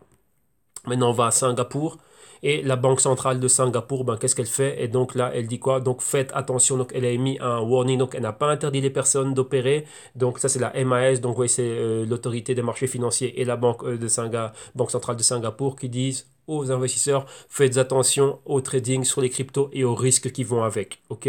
Donc là-bas, il y a ça, mais il y a des gros risques. Et comme vous le voyez ici, ben, la Banque centrale de Singapour, avec une autre compagnie fintech, c'est en train de tout mettre en place. Pourquoi? Pour sortir, mettre en circulation leur propre, quoi, le dollar de Singapour, mais digitalisé. Donc, on va dire une crypto dollar Singapour. Et là, ils vont le faire en utilisant quoi? l'Ethereum blockchain. Donc vous voyez que là, blockchain est là, ils vont utiliser cela pour commencer à le faire, mais ils disent attention au trading et aux investissements sur les cryptos. Donc ouais, voilà. Donc ça c'était juste quoi, une mise en garde. Maintenant on va en Inde, et en Inde, qu'est-ce qu'il y a? Les taxes, le fisc va après quoi? On voit ici Crypto Crackdown, donc ils vont après tous ceux qui se sont fait riches en Bitcoin, donc grâce au Bitcoin, donc toutes ces startups et ainsi de suite. Donc les autorités, boum, maintenant ils viennent réguler et ils viennent commencer à demander des comptes, donc collecte d'impôts, le fisc, ainsi de suite. Donc on est en train de tout passer au pain fin et à la loupe. Et donc là, comme vous le voyez, là, une forte régulation, et c'est ça aussi. Donc voilà, on est en train de viser tous ceux qui se sont fait, qui sont devenus riches, et tous ceux qui se sont mis dans le business du Bitcoin et qui traitent le Bitcoin. Ils sont passés à la loupe par quoi? Par le fisc indien. Ok, et maintenant on va aller en Inde encore. Donc vous voyez ici, on a vu ça, ceux qui sont riches en Bitcoin qui sont dedans. Et bien sûr aussi, voilà, cet article me parle exactement de la même chose, les taxes. Toujours continuer à taxer, à taxer, à taxer. Donc les autorités vont continuer à suivre tous ceux qui sont là, et vous voyez qu'il y a 500 000 traders Bitcoin qui sont passés à la loupe en ce moment donné. Donc ils sont déjà dans le collimateur et dans la ligne de mire du fisc. Donc vous voyez que voilà, ça reste là. Et maintenant quoi, pour terminer avec une note, en Inde, maintenant, lorsque c'est la série, on va dire la saison des mariages, vous voyez que pour tous ceux qui traitent l'or, la saison des mariages en Inde, c'est un moment où on voit un grand boom dans la demande d'or. Donc là, c'est une période où on est très bullish. Donc c'est surtout la période, on va dire, après les grandes vacances, hein, donc période d'automne, il y a toujours cette grande saison des mariages. Donc c'est toujours une période qui est favorable pour ceux qui traitent l'or. Donc on sait un peu comment se positionner. Donc ça, c'est un des facteurs, donc un des fondamentaux là-dedans. Maintenant, qu'est-ce qui se passe? C'est qu'avant, les mariés demandaient toujours à avoir de l'or. Donc l'or, c'est très important dans leur culture, comme dans d'autres cultures du monde, mais principalement en Inde, durant la période des mariages. Mais maintenant, qu'est-ce qu'il y a? Les couples, maintenant, de demander des cadeaux en or, demandent des cadeaux en Bitcoin. Donc là, voilà, donc ça, c'était quelque chose de cool. Donc on veut dire que maintenant, on pourra avoir une nouvelle métrique. On verra comment ça va se dérouler en 2018 lorsqu'il y aura la saison des mariages. On va se dire, tiens, saison des mariages, boum, on va acheter l'or et boum, acheter le Bitcoin. Donc ça va être une balance 50-50 et on verra laquelle des deux va la remporter. Donc ça, voilà, ça c'est bon à le savoir et on verra comment ça va être en 2018. Maintenant, on a fini avec l'Asie, on va maintenant en Europe et surtout en Europe de l'Est et on va regarder qu'est-ce qui se passe en Russie. Rappelez-vous, je vous avais donné l'article, le président Poutine voulait qu'il y ait des nouvelles législations, donc une loi sur les ICOs, loi sur le statut des cryptos, loi et enregistrement de tous ceux qui vont se lancer dans l'activité minière et le Bitcoin, ainsi de suite, et voulait le tout qui soit fait avant le 1er juillet 2018. Et maintenant, c'est fait.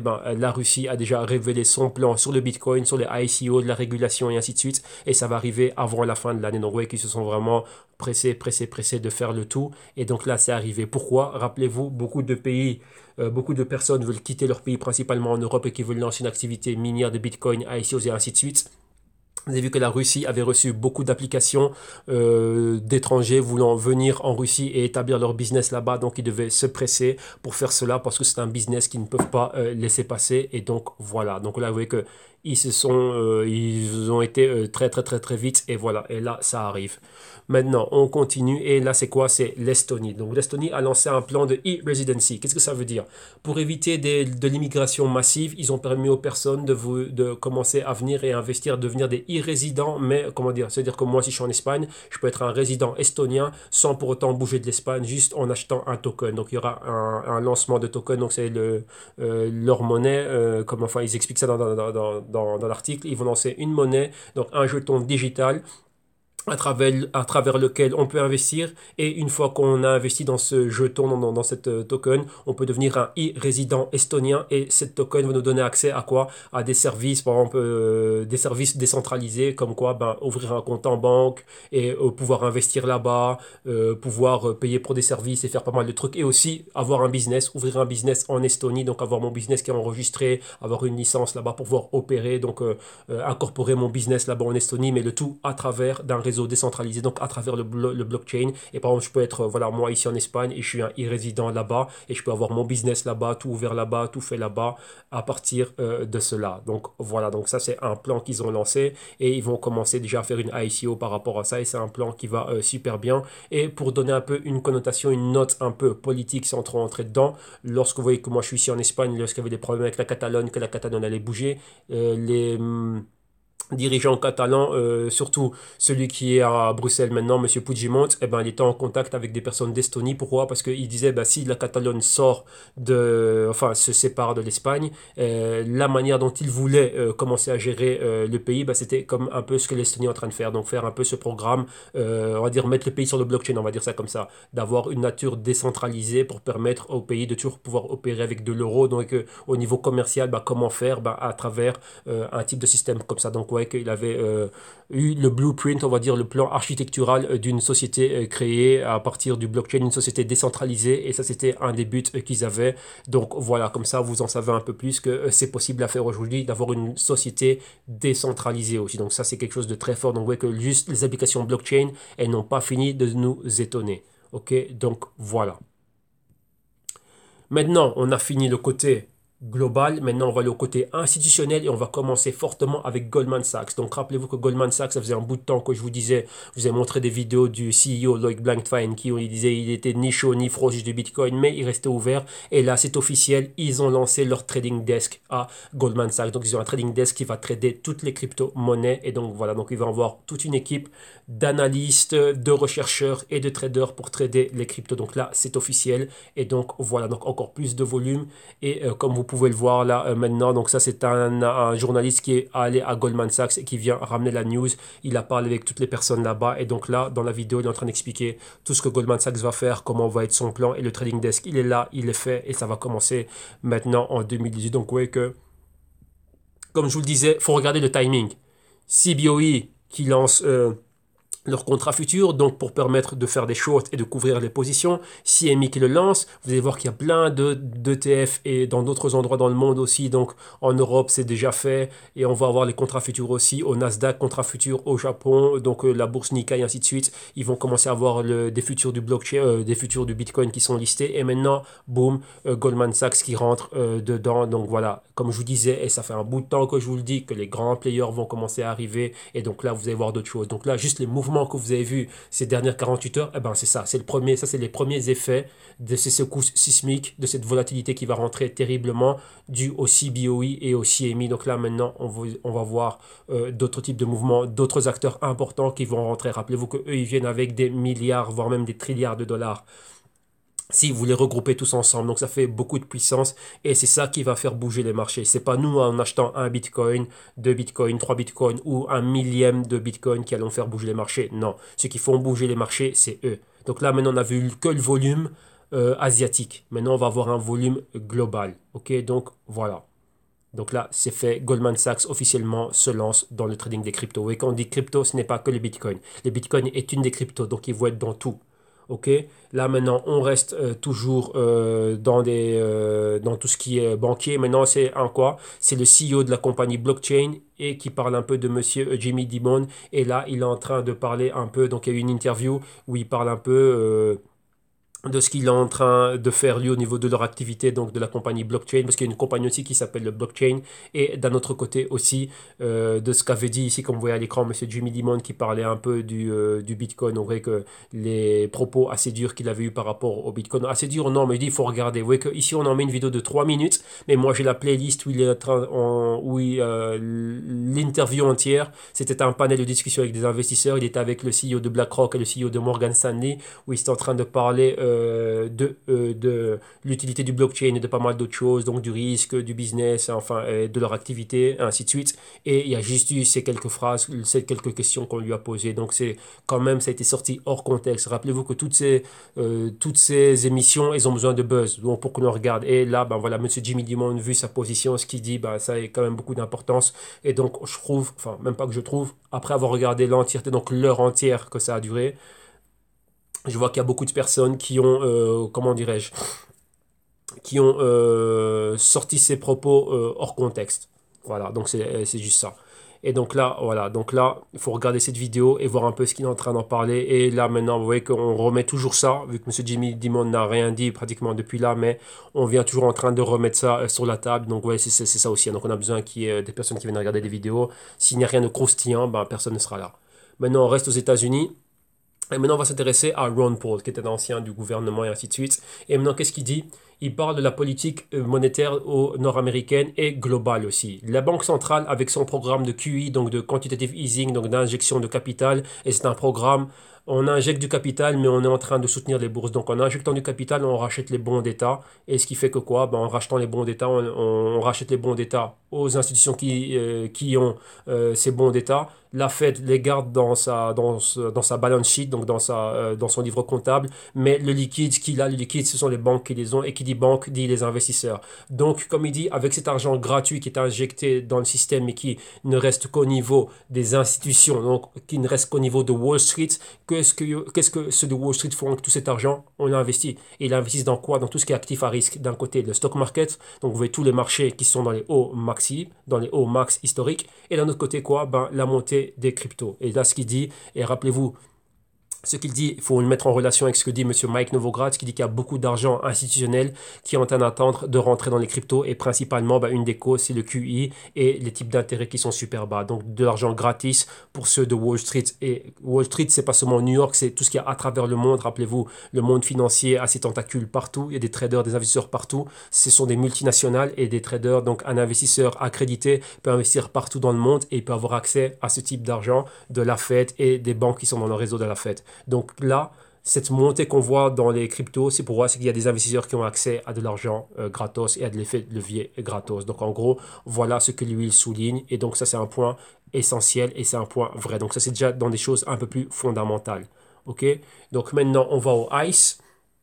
Et le ICE, rappelez-vous, c'est comme le CIBO, c'est le Intercontinental Exchange, donc c'est un exchange, donc une bourse internationale. Et maintenant, quoi, elle aussi est venue aux États-Unis pour demander à quoi? À sortir son futur ETF. Donc un ETF sur le Bitcoin. Rappelez-vous, on a déjà les contrats futurs. Maintenant, on aura un ETF. Un ETF, c'est un Exchange Traded Fund.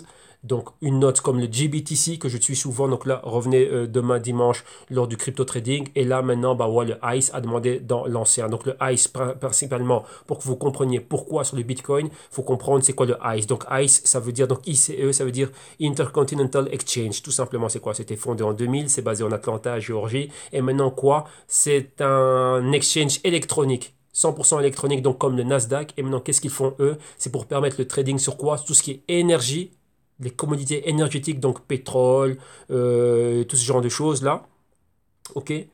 Et ouais, donc c'est complètement électronique. Et donc là, pour vous donner une chose, voilà. Ils traitent le pétrole, le gaz, le jet fuel, tout ce qui est émissions, l'électricité et tous les dérivés de commodités et les contrats futurs.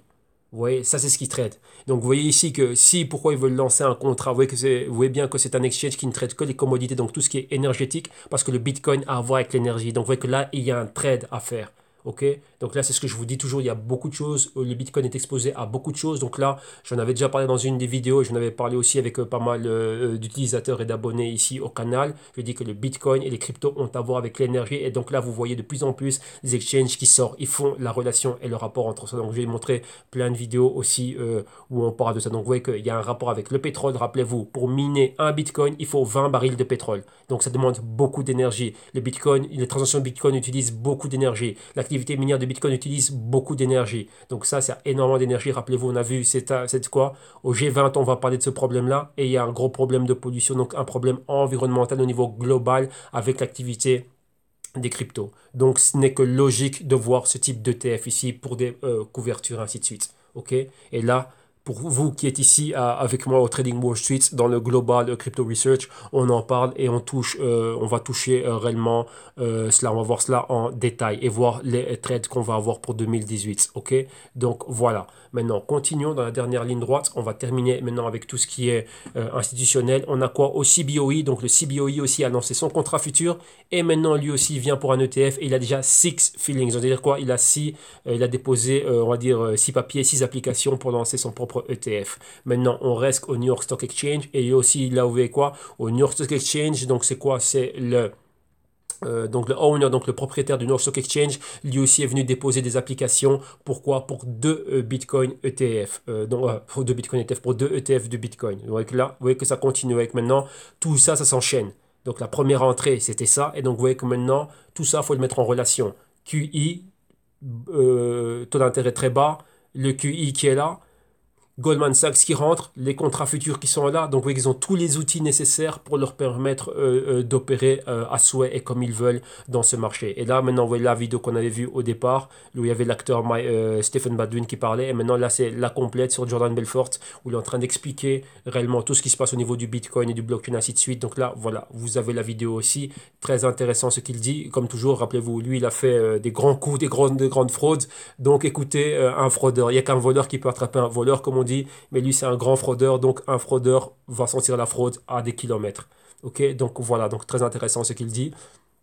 Et voilà. Donc ici encore quoi? Ben, vous avez encore d'autres personnes qui sont en train de parler. Donc lui ici c'est Blockchain Capital Head of Research. Donc là il est en train de parler de tout ce qu'on est en train de voir au sujet du Bitcoin. Et comme il dit, le Bitcoin est en train d'arriver à Wall Street et il est en train réellement d'aller plus loin. Ça c'était la semaine passée. On avait le lancement du futur contrat, enfin du contrat futur sur le Bitcoin de la part du CME. Et donc là voilà il est en train d'en parler et il amène réellement son point de vue. Et il dit que maintenant en 2018 on va avoir le Nasdaq aussi qui va lancer son contrat. Donc vous avez vu comment tout est en train de s'enchaîner, comment tout est en train d'arriver à point. Le timing il est parfait pour arriver en 2018. Et donc là maintenant les institutionnels seront là. Donc vous voyez exactement la montée où était le Bitcoin à ce moment-là. Et vous avez vu comment le Bitcoin est tombé dernièrement. Donc vous voyez que qu'est-ce que vous devez comprendre par rapport à ça? Cette baisse du Bitcoin, c'est juste parce que les institutionnels vont rentrer. Comme je vous le dis tout le temps, si vous suivez les crypto trading time de tous les dimanches, personne ne rentre dans les sommets. Personne ne rentre à un Bitcoin à 20 000. Là, ils ne sont pas dingues. Ils veulent rentrer plus bas. OK? Mais on va regarder le côté trading demain. Maintenant, continuons aussi. Qu'est-ce qu'on a vu?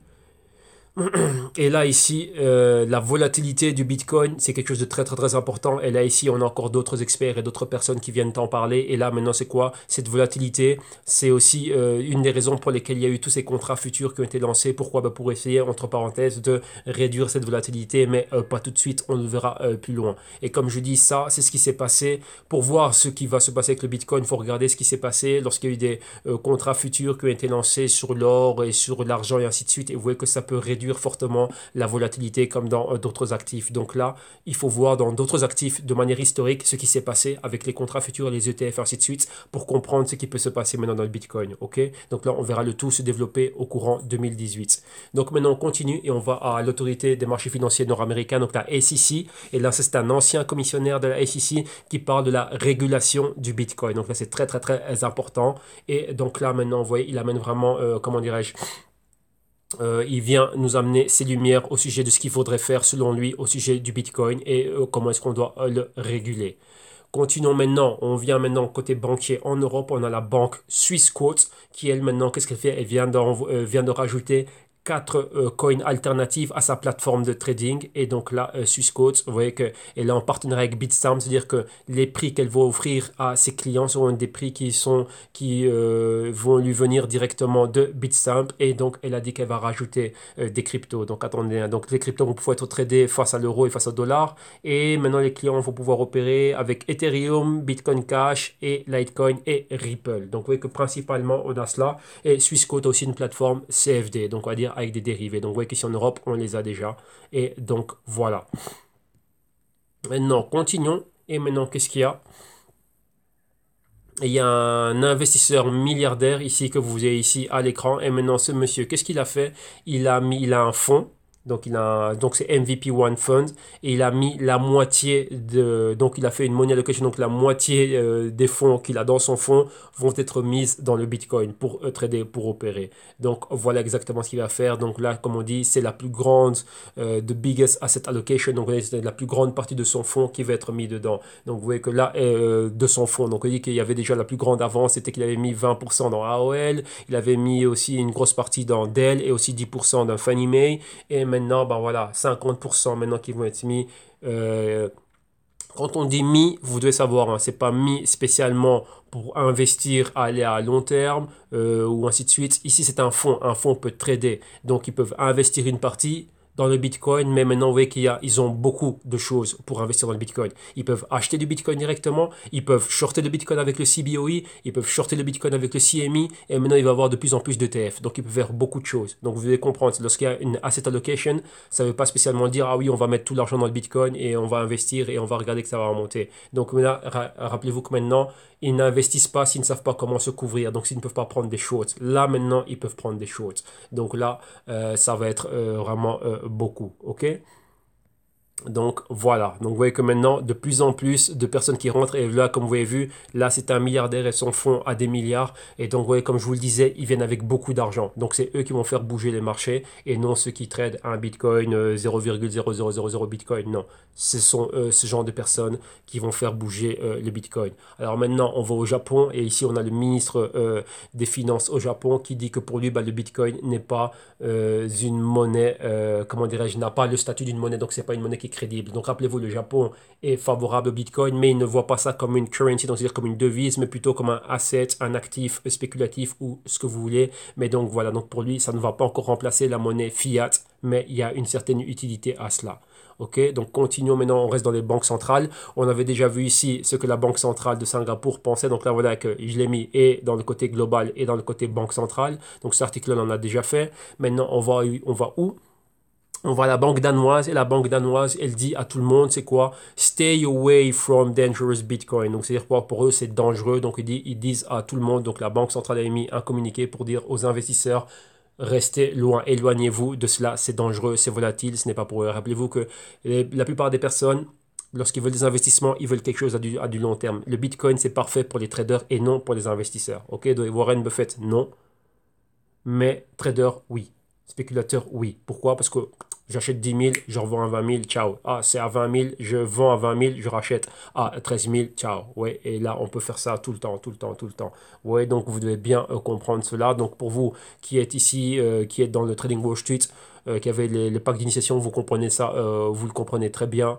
On fait la différence entre les traders, les spéculateurs. Enfin, traders, spéculateurs, c'est un ensemble, et d'un autre côté, on a les investisseurs. OK? Donc maintenant, vous voyez qu'il y a le Bitcoin au G20 et ainsi de suite. Et là, c'est la commission ici européenne, donc la régulation.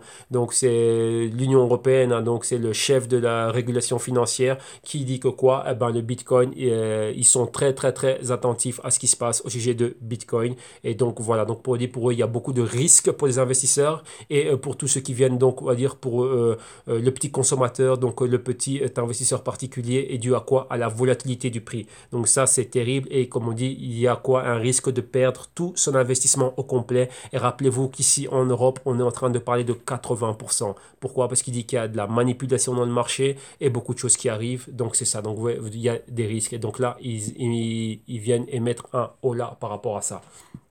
Donc maintenant, on continue. Et ici, qu'est-ce qu'on a? On a un trader très très très très connu aux États-Unis qui est en train de parler d'un short. Donc shorter quoi? Donc le 18 décembre, il était en train de parler de faire un short sur le GBTC. Donc rappelez-vous, il y avait Bitcoin, on pouvait l'acheter, mais il y avait déjà des ETF. Le GBTC est un ETF OTC, donc Over the Counter. Donc avec cet ETF, on peut déjà mettre des shorts. Et lui disait que quoi? Il fallait shorter cet ETF. Et ici, il a fait son rapport pour dire, parler un peu de ce qui est en train de se passer. Et le gros de son idée, c'était quoi? C'est qu'il y avait un grand premium. Rappelez-vous, on a vu ce que c'était un premium qu'il fallait payer pour rentrer, pour pouvoir acquérir un Bitcoin en Afrique. C'était du 40%. Et lui, le premium qu'il y a au GBTC, c'est de 80%, et alors que réellement, le fair value du premium ne devrait être que 2%. Et vous voyez que le GBTC, le ETF maintenant cotise à 3120 $, et pour lui dire que son target c'est 1775 $, donc il dit pratiquement quoi? Une grosse baisse, hein. Donc on peut dire ici c'est à peu près un peu moins de 50%, donc pour lui il y a un short à mettre ici, donc shorter le GBTC, donc malgré la montée du Bitcoin, le jour où le Bitcoin va se corriger, on va pouvoir mettre un short. Et donc vous voyez qu'il était dans le bon. Pourquoi? Parce que le Bitcoin, lorsqu'il était dans les... Vous voyez là, le Bitcoin spot c'était 18 000, Bitcoin est monté à 19 000, 20 000, et depuis là a baissé fortement pour aller vers quoi? Vers les 14 000, même atteindre les 11 000, donc son short a fonctionné, comme l'autre trader qui parlait aussi d'un short dans le Bitcoin, qui parlait d'une correction du Bitcoin de 40-50%, ils étaient dans le bon. Vous voyez que les traders, lorsque vous avez ce niveau d'intelligence, ce niveau de recherche et que vous allez plus loin dans les fondamentaux, vous allez pouvoir anticiper ce genre de mouvement et ensuite timer cela avec l'analyse technique. L'analyse technique est la phase finale. Après tout ce travail de recherche, on va directement regarder ce qu'il y a et on se dit, tiens, il y a un short à mettre. Pour ceux qui veulent voir cela, mais d'une manière, on va dire, racontée par Hollywood, il y a le film très connu The Big Short. Et vous regardez ce film-là, bah, vous allez voir un peu le côté fondamental, comment est-ce qu'ils sont venus avec cette idée de, ah bah tiens, The Big Short, on va dire quoi, c'est la grande vente à découvert, tout simplement, c'était ça. Lorsqu'il y a eu cette baisse des marchés, vous voyez que ceux qui peuvent faire des ventes à découvert peuvent en profiter. Donc c'est ça que vous devez comprendre. Lorsqu'il y a un short à faire, bah, c'est ça. Mais c'est d'abord, ça commence par une idée, par un côté investigation et recherche pour déterminer la nature de cette position vente à découvert. Maintenant, on reste encore dans les institutionnels et on a Jim Rogers, un personnage très connu dans le monde des investisseurs, et il dit qu'il n'a jamais rien vu comme le Bitcoin. Donc là, vous avez la vidéo et je vous invite à regarder ce qu'il y a et les thèses qu'il soutient. Maintenant, on va rester dans tout ce qui est Bitcoin. On va à Apple, une exécutive d'Apple en train de parler du côté de la nature du cash, pas spécialement du Bitcoin, mais comme elle dit, ben, bientôt on ne va plus utiliser du cash. Donc, dit personne ne va utiliser du cash dans le futur. Et ça, ben, bien sûr, vous voyez qu'on est dans ce côté crypto, blockchain, ainsi de suite. Et donc, elle le dit. Donc, Apple aussi est dedans, va commencer aussi à rentrer dans tout le monde blockchain, intelligence artificielle et ainsi de suite. Donc, vous voyez que là, c'est ça. Donc, pas de cash dans le futur. Maintenant, qu'est-ce qu'il y a? Ici, ça c'est le CME Group, donc ça c'est un des traders qui est basé directement là-bas à Chicago. Et comme il dit, le fait d'avoir des contrats futurs, maintenant, c'est très très très bien pour les investisseurs. Donc maintenant, on va commencer à avoir des mouvements qui sont super super intéressants. Et là, voilà, il maintient sa thèse et il explique réellement tout ce qui est en train de se passer. Voilà. Et maintenant, encore une autre vidéo. Là, maintenant, vous avez les Bitcoin Bulls versus Bears. Donc c'est quoi? C'est les taureaux, donc c'est ceux qui veulent aller à la hausse. Et les Bears, c'est ceux qui veulent aller vers le bas. OK? Et là, vous voyez, c'est Bitcoin Bill Gates qui dit ça, qui pour lui, ben voilà, le Bitcoin, c'est mieux, comment dirais-je, c'était bien mieux que l'argent. Donc, vous voyez qu'on voit les phrases de ceux qui étaient pour et ceux qui étaient contre. Et donc là, vous voyez à travers le temps, donc ceux qui étaient pour et contre. Donc, on voit exactement à quel moment est-ce qu'ils étaient en train de dire cela. Donc, ça, c'est très, très, très important. Et c'est pas mal de voir cette vidéo. Vous allez voir des grandes personnalités internationales et leur avis au sujet du Bitcoin. Maintenant, on continue et on va dans la dernière ligne droite ici des articles. Et qu'est-ce que l'on a? On parle ici de quoi? De tout ce qui est FinTech. Et maintenant, vous avez vu que, rappelez-vous, je vous ai dit qu'il y avait des compagnies qui étaient montées bien plus haut que ce qu'on a vu avec le Bitcoin. Et ici, on a FinTech Stock, donc c'est une compagnie qui s'appelle Longfin, qui a vu une montée de 2600%. Après quoi? Après qu'elle ait acheté une compagnie qui bossait après avoir acquéri une compagnie blockchain, donc une compagnie qui est en train de travailler comment dirais-je, qui est en train de travailler dans des applications blockchain. Donc vous voyez que ça c'est très très très très important. Et que cette compagnie, après avoir fait cette acquisition, on a vu quoi? Donc son ticker c'est LFIN, donc vous pouvez rechercher ça, vous voyez ici, et son prix est monté de 2600% après qu'elle ait fait une conférence de presse pour dire qu'elle venait d'acheter la compagnie Zidi.com. Donc, c'est une blockchain Empowered Global Micro Lending Solution Provider. Donc, les micro-lending, c'est des prêts, micro-prêts, donc c'est des prêts entre particuliers directement sur le blockchain. Et donc là, la compagnie Longfin a dit, on va acheter cette compagnie-là. Et voilà, une acquisition. Et directement, le stock de la compagnie est monté. Donc 2600%. Donc vous voyez que Bitcoin a fait 2300, 400 maintenant avec les baisses. Donc on va dire, on reste quand même une très bonne performance dans toute l'année 2017, mais cette compagnie, juste après une annonce, 2600%. Donc vous voyez qu'il y a des choses qui ont eu des performances qui ont surpassé de loin celles du Bitcoin. Donc vous voyez que c'est ça. Il faut pouvoir aller plus loin dans ces investigations et dans ces recherches. Et là maintenant ici, on va rester encore des compagnies qui sont montées terriblement et une compagnie qui est montée en une semaine 2500%. Et là, l'autorité des marchés financiers aux États-Unis, donc la SEC, a dû intervenir et suspendre le trading avec cette compagnie. Et donc vous voyez la compagnie ici, donc elle donne le nom. Donc ça s'appelle The Crypto Company. Et c'est, comme on dit, c'est la deuxième fois que la SEC a dû intervenir cette année-ci, après qu'il y a une compagnie qui était donc affiliée au crypto, qui a été lancée et qui a vu sa valeur monter terriblement comme ça. Donc vous voyez que cette compagnie, en un mois, le stock de cette compagnie est monté de 2500%. Ouais, donc ça c'est terrible. Terrible, terrible, terrible. Et donc là, juste le fondateur de la compagnie, comme on dit ici, voilà, un holding de stake value de 4,2 milliards dans cette compagnie-là à la fermeture du prix après avoir vu cette superbe montée. OK? Donc, et ça, c'est ce qui est en train de se passer. Donc maintenant, ils ont dû arrêter le trade. Pourquoi? Bah parce qu'on peut, vous voyez que la SEC doit venir parce que maintenant, il peut se passer pas mal de choses. Insider trading, est-ce que si, est-ce que c'est légal ou quoi que ce soit. Mais donc, vous voyez que des montées pareilles, il n'y a pas que le Bitcoin qui fait ça. C'est des 2600% que je vous dis, il y a encore mieux. Il y a encore mieux, des performances encore qui vont encore bien, bien, bien plus loin. Et donc là, vous voyez que maintenant, tout ce qui est crypto, tout ce qui est blockchain, ça va monter. Et maintenant, on va vraiment voir cet impact en 2018. Maintenant, restons à Wall Street et on va voir Jim Cramer. Je vais déjà montrer Jim Cramer qui est un ancien Goldman Sachs, un ancien hedge fund manager et il continue dans le monde des investissements. Il bosse avec CNBC et c'est le fondateur de la compagnie de Street, donc de Kitco aussi c'est lui. Et là, il continue à trader, à gérer un fonds et ainsi de suite. Et il fait pas mal de choses, de l'éducation financière et des shows d'investissement et ainsi de suite là-dessus. Et là, il est en train de parler réellement par rapport à ça. Et comme il dit, le Bitcoin ne va jamais remplacer l'or. Et là, il est en train d'expliquer pourquoi il voulait que son avis rejoint fortement l'avis de Peter Schiff que je vous ai montré en début d'émission. OK? Et là maintenant, qu'est-ce qu'il y a? Donc là, c'est un autre trader qui a fait un bet, donc une option call. Donc là, c'est aux États-Unis. Pour lui, quoi? Le Bitcoin va atteindre 50 000 dollars en 2018. Et dans l'article ici, on est en train de montrer un peu tout ce que lui, il est en train de voir et comment il est en train de voir, comment dirais-je, ce positionnement. Il explique un peu son positionnement, les premiums qu'il est prêt à payer, ainsi de suite. Et donc là, voilà, pour que cela puisse atteindre les 50 000 dollars en 2018. Et donc, voilà. Donc là, c'est un article très intéressant. Donc vous voyez que pourquoi je vous montre ça pour vous dire que voilà, que malgré la correction qu'on est en train de voir, comme on dit, vous avez bien vu, c'est une correction qui est saine, elle était nécessaire, mais une fois que ça va rebondir, on a déjà une marque aux 20 000, donc ça peut maintenant aller encore bien plus haut. Donc vous voyez, certains parlent de 40 000, 50 000. Donc vous voyez que tout le monde est dans cette zone de prix. Donc Bitcoin, après ce rebondissement, va aller vers le haut. Mais maintenant, rappelez-vous, la compétition va être rude maintenant, vu qu'il y a les autres cryptos aussi qui vont bien se renforcer. Et maintenant, pour terminer, on va terminer avec 3 vidéos. Et ici, qu'est-ce qu'on a? Vous voyez que là, encore, vous voyez encore la même chose. Donc ça rejoint. Ici, il dit qu'il y a des investisseurs qui sont en train de mettre leur bête et qui disent que voilà, que le Bitcoin va aller à 50 000 l'année prochaine. Donc voilà. Donc ici, donc, vous voyez ici encore le développement de ces idées. Et là, vous les entendez ici directement de vive voix en train d'en parler. OK?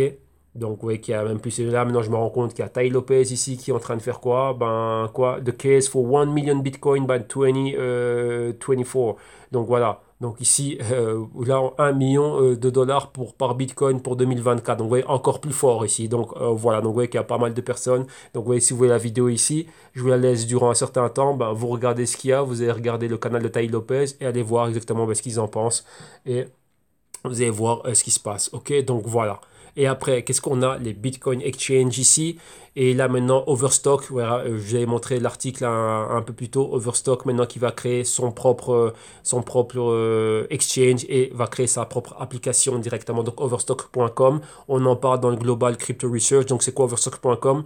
Rapidement, ça c'est le CEO Patrick Byrne ici et overstock.com c'est quoi? C'est Amazon, c'est un retail donc vente en ligne donc vous pouvez donc un magasin en ligne donc du style eBay, du style Amazon donc voilà exactement c'est quoi. Maintenant ils ont un truc en plus, ils ont quoi? Ils vont lancer une application blockchain et maintenant qu'est-ce qu'ils ont fait? Pourquoi est-ce que ce stock était fortement monté? Parce que, imaginez-vous Amazon demain qui accepte des paiements en crypto. Et ben, c'est ce que ce monsieur Patrick Byrne a fait pour overstock.com. C'est pour que, ça que vous voyez que la montée du Bitcoin comment dirais-je, a fortement bénéficié la montée aussi de sa compagnie. Et vous voyez qu'au moment où il parlait, vous voyez que le Bitcoin avait un prix de 11 000. Donc, vous voyez, comme je vous disais, le Bitcoin est passé de 20 000, 11 000 et dans certains exchanges, ça avait atteint les 10 900, 10 800. Donc, voilà. Ça, c'est pour finir. Et maintenant, je vais terminer avec la vidéo la plus importante. Ça, c'est un monsieur duquel on parle beaucoup, c'est Mike Novogratz. Et maintenant, Mike Novogratz, c'est ce qu'il a dit. Il voulait monter son fonds et avec 500 millions de dollars. Mais maintenant, il a dit, il va attendre un peu. Donc un fonds crypto, un fonds ICO et un fonds blockchain et il va attendre un peu et il explique exactement pourquoi est-ce qu'il est en train d'attendre.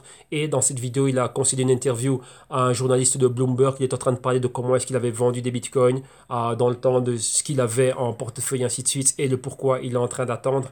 Et quand on lui parle de bitcoin, bulle spéculative, tout ce qu'il y a, il dit oui, c'est une bulle. Il dit que oui, c'est la plus grande bulle spéculative que l'on a. Selon une info que m'a passé un de mes clients ici à Madrid, la bulle de Bitcoin a dépassé la bulle des tulipes, des bulbes de tulipes. Donc on est bien au-dessus. Et comme il dit ici, ouais, c'était en novembre 28 novembre 2017, donc cette année-ci, il disait que clairement, on est dans une bulle, que c'est spéculatif, tout ce que vous voulez, mais rappelez-vous, en tant que trader, lorsqu'il y a de la volatilité pareil, on vient capitaliser. Peu importe que ce soit une bulle, si ça explose, tant mieux, on passe à autre chose. Mais rappelez-vous, il faut être préparé. Donc être préparé, c'est quoi? C'est pouvoir prendre des short selling, chose que le non-initié, chose que le petit investisseur ne sait pas qu'il peut le faire. Pour lui, c'est un stock de valeur, je rentre ici et je garde ça pendant 20-30 ans, je deviens millionnaire. Non, ce n'est pas le cas. Rappelez-vous, vous n'êtes pas Warren Buffett. Et ça, c'est quelque chose que je dis beaucoup dans, comment dirais-je, dans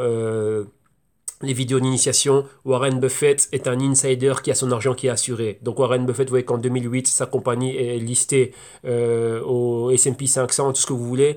C'est tombé 50-60%, mais comment ça se fait que ce monsieur-là, il est redevenu milliardaire comme il était? Mais d'autres personnes qui ont tout perdu, ben, elles ont tout perdu. Et maintenant, avec lui, il est assuré, c'est un insider, il y a un type d'action qui lui donne un certain privilège et certaines garanties. Mais nous, vous, lorsque vous allez investir dans le Bitcoin, quoi que ce soit, c'est non régulé. Donc si jamais il y a un problème, il n'y a personne chez qui on peut aller se plaindre.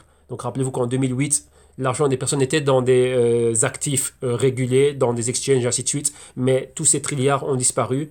Donc les fonds de pension, tout ce que vous voulez, tout cet argent a été perdu et jamais personne n'a pu les récupérer.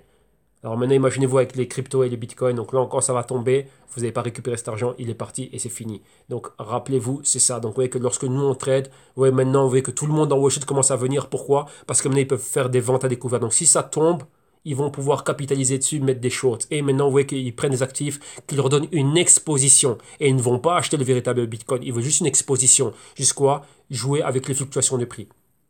Ok, donc ça, vous devez le comprendre. Ok, donc voilà. Et là, monsieur Mike Novogratz, lui, déjà en train de trader pour lui-même. Donc, rappelez-vous, c'est le fonds qui veut monter, qui est mis en stand-by pour le moment. Il va revenir avec en 2018, mais pour le moment, lui, déjà en train de trader lui-même avec son propre argent et il explique son positionnement. Il a dit qu'il a, il parlait de toutes les positions qu'ils avaient. Il dit qu'avec la grande baisse qu'il y a eu dernièrement, il avait déjà commencé à vendre avant que ça arrive au sommet.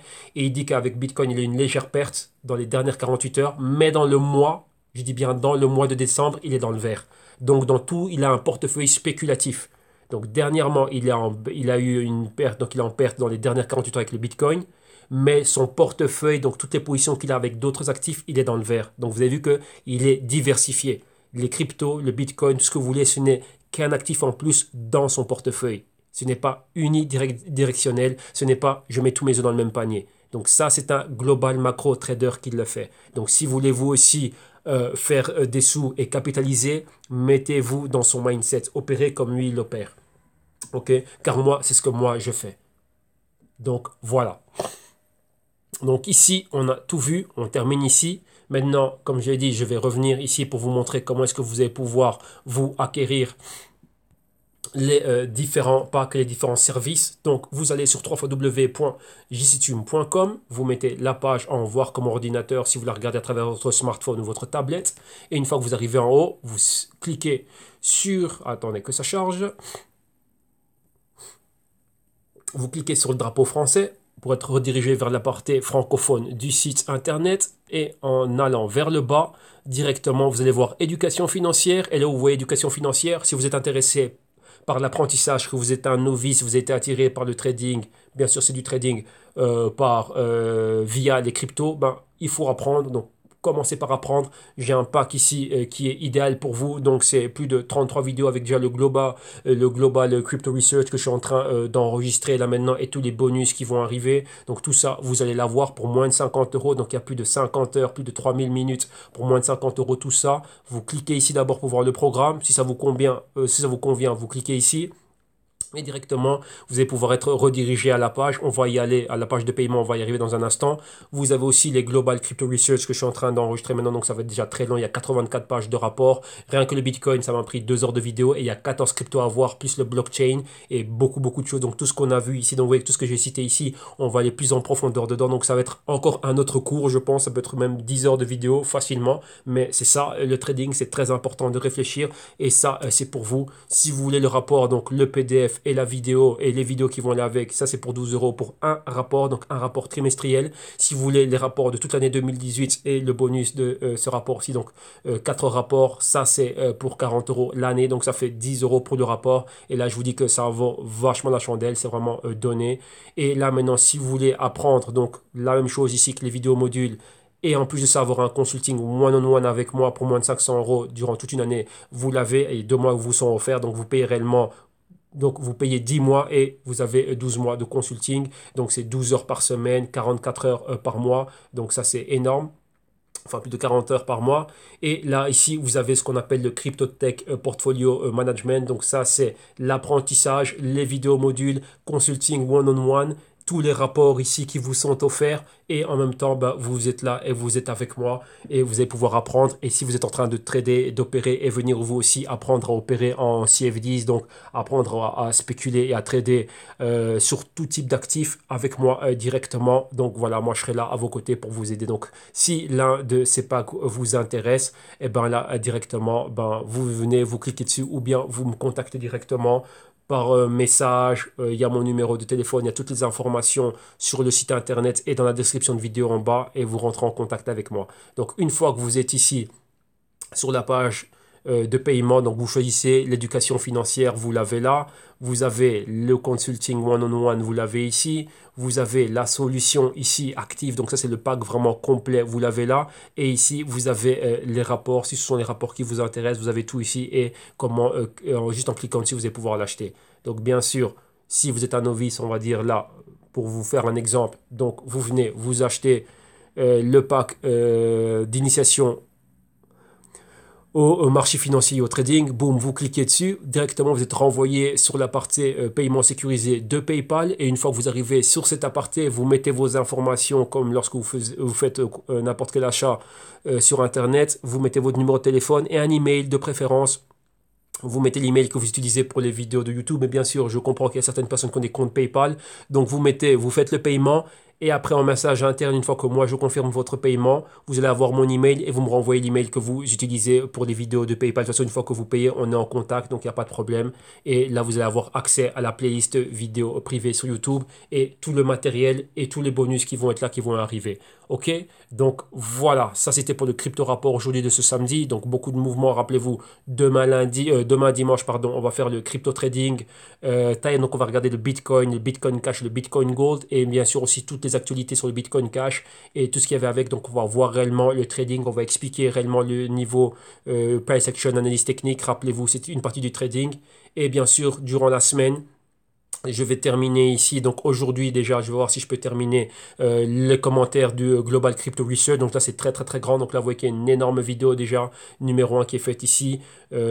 Par rapport, ça c'est juste le Bitcoin. On a 14 coins à voir, plus le blockchain et beaucoup beaucoup de choses. Donc vous voyez que c'est très très très important. Donc c'est un rapport complet. Et moi, donc on va dire, je vous retrouve déjà demain dimanche. Et durant toute cette semaine-ci, vous êtes toujours à voir les vidéos. Donc tous les jours, vous allez avoir les vidéos, les crypto trading time pour toutes les cryptos que l'on suit comme d'habitude. Ok? Pourquoi? Parce que les marchés ils ne ferment pas et moi je suis toujours là avec les marchés. Ok?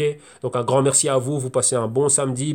Si vous êtes en famille, vous passez des bonnes fêtes, bon réveillon, bonnes fêtes de fin d'année. Si vous allez vous déconnecter un peu d'internet et que vous reviendrez en début d'année, vous allez toujours avoir les mêmes vidéos. Et moi je suis toujours là. Ok? Donc un grand merci, un bon samedi et on se retrouve demain. Allez, à demain dimanche. Bye bye.